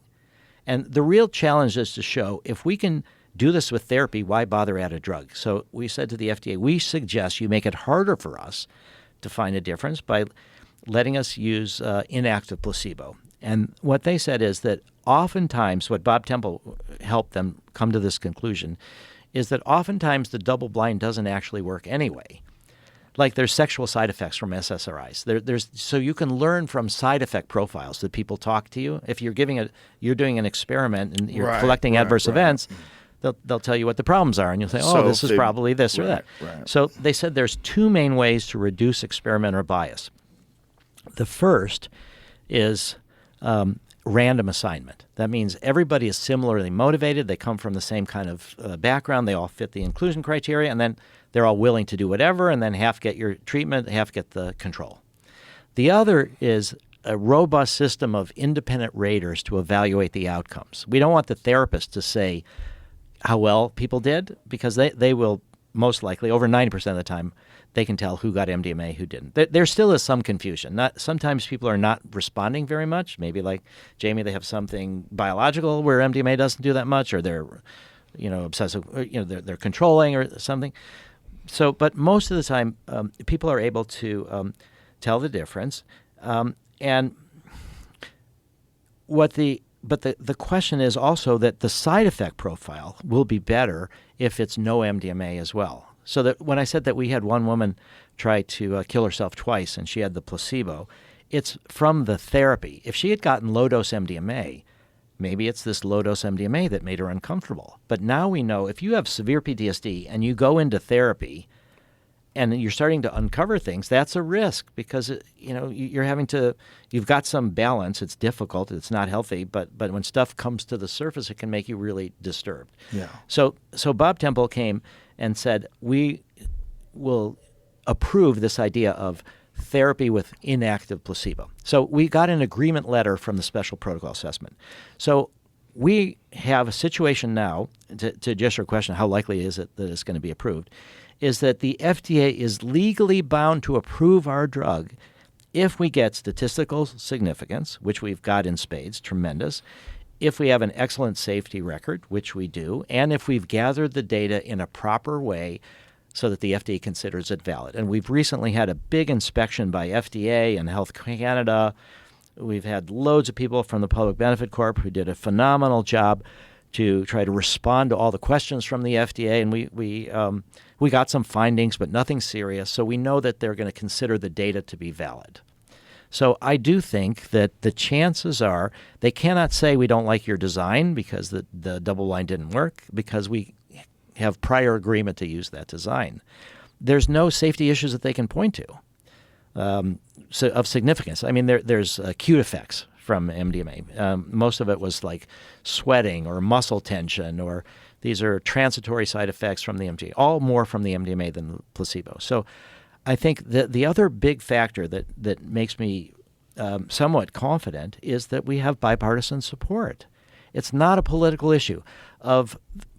So much in America is politicized, is part of the culture wars. But we have managed somehow, consciously, intentionally, and a lot of it is working with veterans and others, is to take the psychedelics out of the culture wars. So I don't think there's going to be political efforts there's actually, I won't mention names or anything, but there is a member of Congress that has PTSD, that's a Republican, that wants to go through, if possible, a study in the open, a legal study, then to publicize the effects of MDMA therapy for PTSD. So it's amazing. So I think that we're in good shape. I think how it gets regulated is going to be more of an issue than if it gets approved. What kind of controls are put on it? If it does get approved and if MDMA does get rescheduled, how quickly do you think that would open up the door for other similar substances? Well, the other similar substances, the next one in the line is psilocybin, and they're going to have to generate their own data. So we just sort of have – so we got breakthrough therapy designation in 2017. Right after we completed the special protocol assessment, we got breakthrough therapy, and we were the first one for any kind of psychedelics. And then a year or two later – the psilocybin, Compass got breakthrough therapy for psilocybin for treatment-resistant depression, and then Usona got breakthrough therapy for psilocybin for major depressive disorder. So I think that the psilocybin people are going to be the next through the FDA system. They're just starting their phase 3 studies. So I think by 2026 maybe, psilocybin will be there. So we're opening the door politically, but they have to come through with their own data. Right. And then there will be other people trying to work with 5-MeO to make that into a medicine, potentially for depression or something. Ibogaine, hopefully we can get. So I think that we are the leading example. That's why I would like to ideally do it through philanthropy. But I think that we've got a real hope that this will be approved. Well, listen, you just shot out the bat signal. So we'll see who responds in terms of philanthropy or what hardcore capitalists think that you could save the world with this idea and make a shitload of money. Yeah, and all those that want to go to the Psychedelic Science Conference, Rogan 20, to get a discount. But I'd like to read you these potential benefits. Okay. Just to see what you think about that. Okay. Okay, so the first potential benefit is that it permits us to scale to reach our full potential. Now, what that is assuming, and I'll say, is that there's more access to capital from going public than from philanthropy. Now, that's not necessarily true. Now, I'm writing this, by the way, my notes are on Allen Institute. So it's Paul Allen, who was the co-founder of Microsoft, and he started this Allen Institute for Brain Science, and he's donated almost $1 billion to that. Wow. So if we can, Paul Allen, this was one of my frustrations years ago. Paul Allen donated $25 million to the SETI project, the Search for Extraterrestrial Intelligence. And I'm like, where's the intelligence on Earth? Why don't you give us $25 million to find if there's intelligence on Earth? Let us do psychedelic research, but you're wanting to see if there, Well, how about both? Both, exactly. Both are interesting. Yeah. So I think that this idea of scale to reach full potential. Do you know what this list sounds like? You have kids? I have 3 kids, yeah. You know how when your kids say they want to do something and you don't think it's a good idea, we'll say, well, why don't you give me 3 examples of why I should let you spend the night at Cindy's house? Yeah. And then they go, because I think it'll teach me responsibility, and even though sometimes I stay up late with her, this time I definitely won't. That's what it sounds like. Well, that's funny. Well, before I get to the rest of this, just about kids. So I've got Eden is 28, Lila is 26, and Ellie is 24. But when they were their bar mitzvah age, and this is where I'm curious more how you're going to teach your kids, is that I remember my bar mitzvah as being a massive disappointment. Why? Because you thought it was you feel different when you went through it? I thought I would be different. You'd be a grown man? Yeah, I did. I'd skip adolescence. I'd have spiritual experience. God would come. I'm the oldest of 4 kids in my family. So I had no older siblings to tell me it doesn't happen that way. I just thought, oh, okay, great. But in the bed in the morning after my bar mitzvah, I'm like, God didn't come. I'm still the same. Still the same. I like the party. Well, yeah, it's a rites of passage ritual, right? Yeah. So when each of our kids turned 13, my wife and I, we went to them and we said, if you want marijuana or MDMA, we think you're old enough for it, and we'll do it together, and you can have it. And all of them were like freaked out, like, no, we're not ready. Do drugs with my parents? No way. Yeah. It turned to be the best anti-drug strategy we could have thought of. That's hilarious. Just give it to them, and they're like, oh, no. Now, they did come around later, I will say. But so I'm curious for your own kids, are you going to say don't do it when you're teenagers, but do it later? Or how do you think that? Well, we're going to have that conversation. I think my concern is I don't want them doing things with people if they don't know the source of those things. That's very important. My concern is they understand that there's a giant difference between different types of substances. And these are the kind of conversations that I think everybody has to have with their kids. Like, there's a giant difference between smoking pot with your friends and doing coke. Yeah. It's a giant difference. And it's not just the cocaine, it's the potential for it being laced. Yeah. It's very high. That's the most dangerous thing about drugs today. I mean, really, is what we said earlier, is the illegality. Yeah. That's the most dangerous thing. So what are the other fake reasons on this list? Well, Dad. Okay. Well, the other is that there'll be more support for MAPS. I mean, if the Benefit Corp does well and MAPS is the owner, then we'll have Sure, they're making money.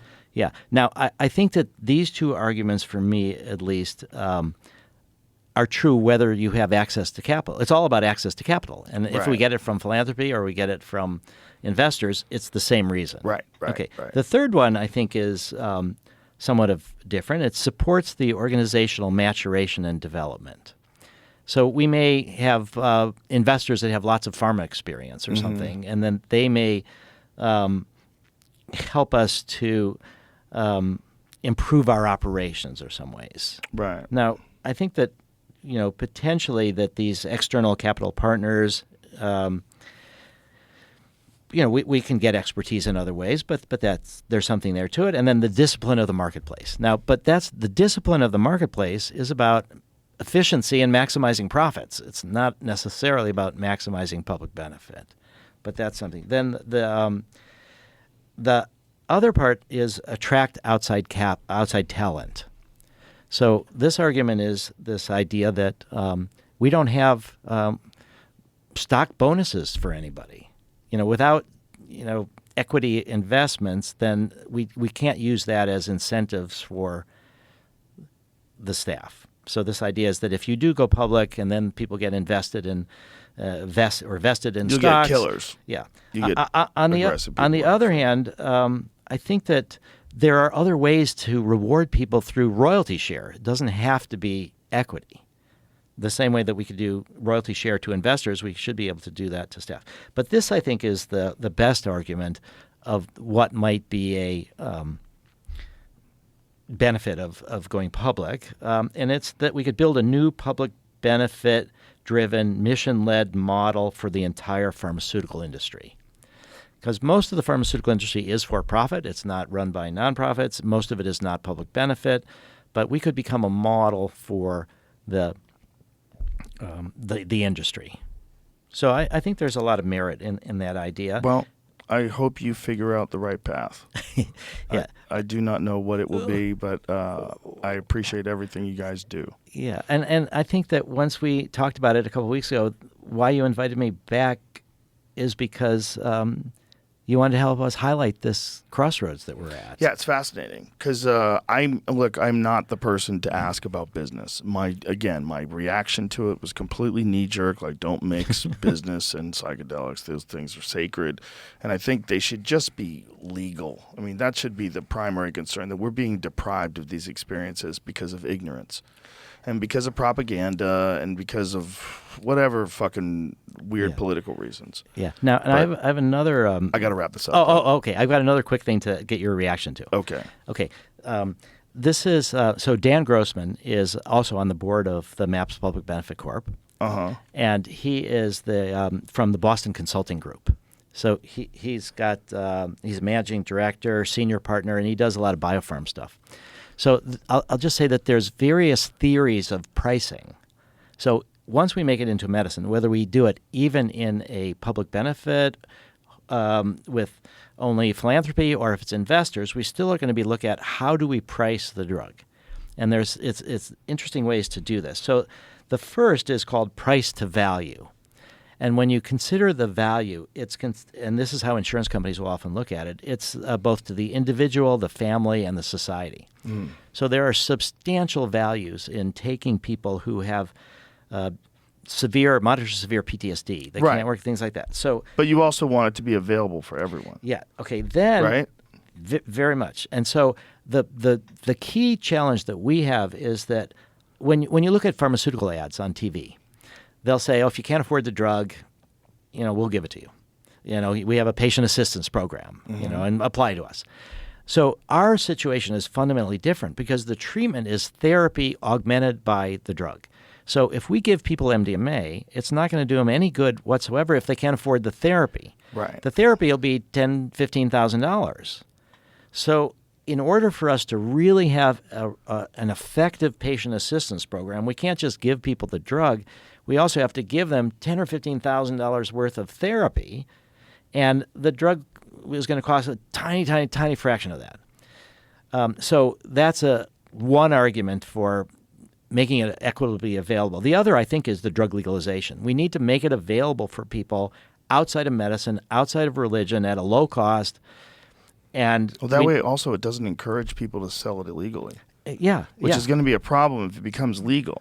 If it becomes legal and you're the only ones manufacturing it. Well, I don't think it'll be a problem because, again, the difference is that it's not a take-home medicine. So it's only administered under direct supervision of a therapist. We've heard about ketamine sometimes is available. But don't you think that just opening up the door to legality is going to make it more prevalent? It's well, gonna, not our put it supplies. more in the public zeitgeist. It will. Which will potentially open up the door for criminal activity, right? I think so. Yes, I think that there'll be more demand. Right. Once we. Rick, I really have to end. I'm really sorry. I got to get out of here. I have a hard out today. Okay. Could I just say one more minute? I'll just list these things. Okay. So one is price to out of pocket, which is really good, meaning that you just make it so that people don't have to pay more. Whatever the price is, insurance companies pay, but you price to make sure, and that is the lower profits, the least. Then there's price to savings. That's to the payers. So you try to make it so the insurance companies. Then there's price to ROI, return on investment. So that's where you profit we're maximize. Getting in the financial weeds. Yeah, I really do have to wrap this up. But I appreciate you very much. Thanks for coming on here, man, and thank you for all that you do to legalize psychedelics. Thank you, Joe, to have me back. Tell everybody the website and the social media. Oh, okay. So the social media. Yeah. Great. And then just, again, Rogan 20 for psychedelics, and our so psychedelicscience.org is the for the conference in June. Yeah, and yes. Then maps.org. Yeah, and Twitter is @Maps and @Rick Doblin, and Instagram is @Maps News and all right. Rick Doblin. Well, thank you very much. Thank you. Appreciate you, brother. Bye. Bye, everybody.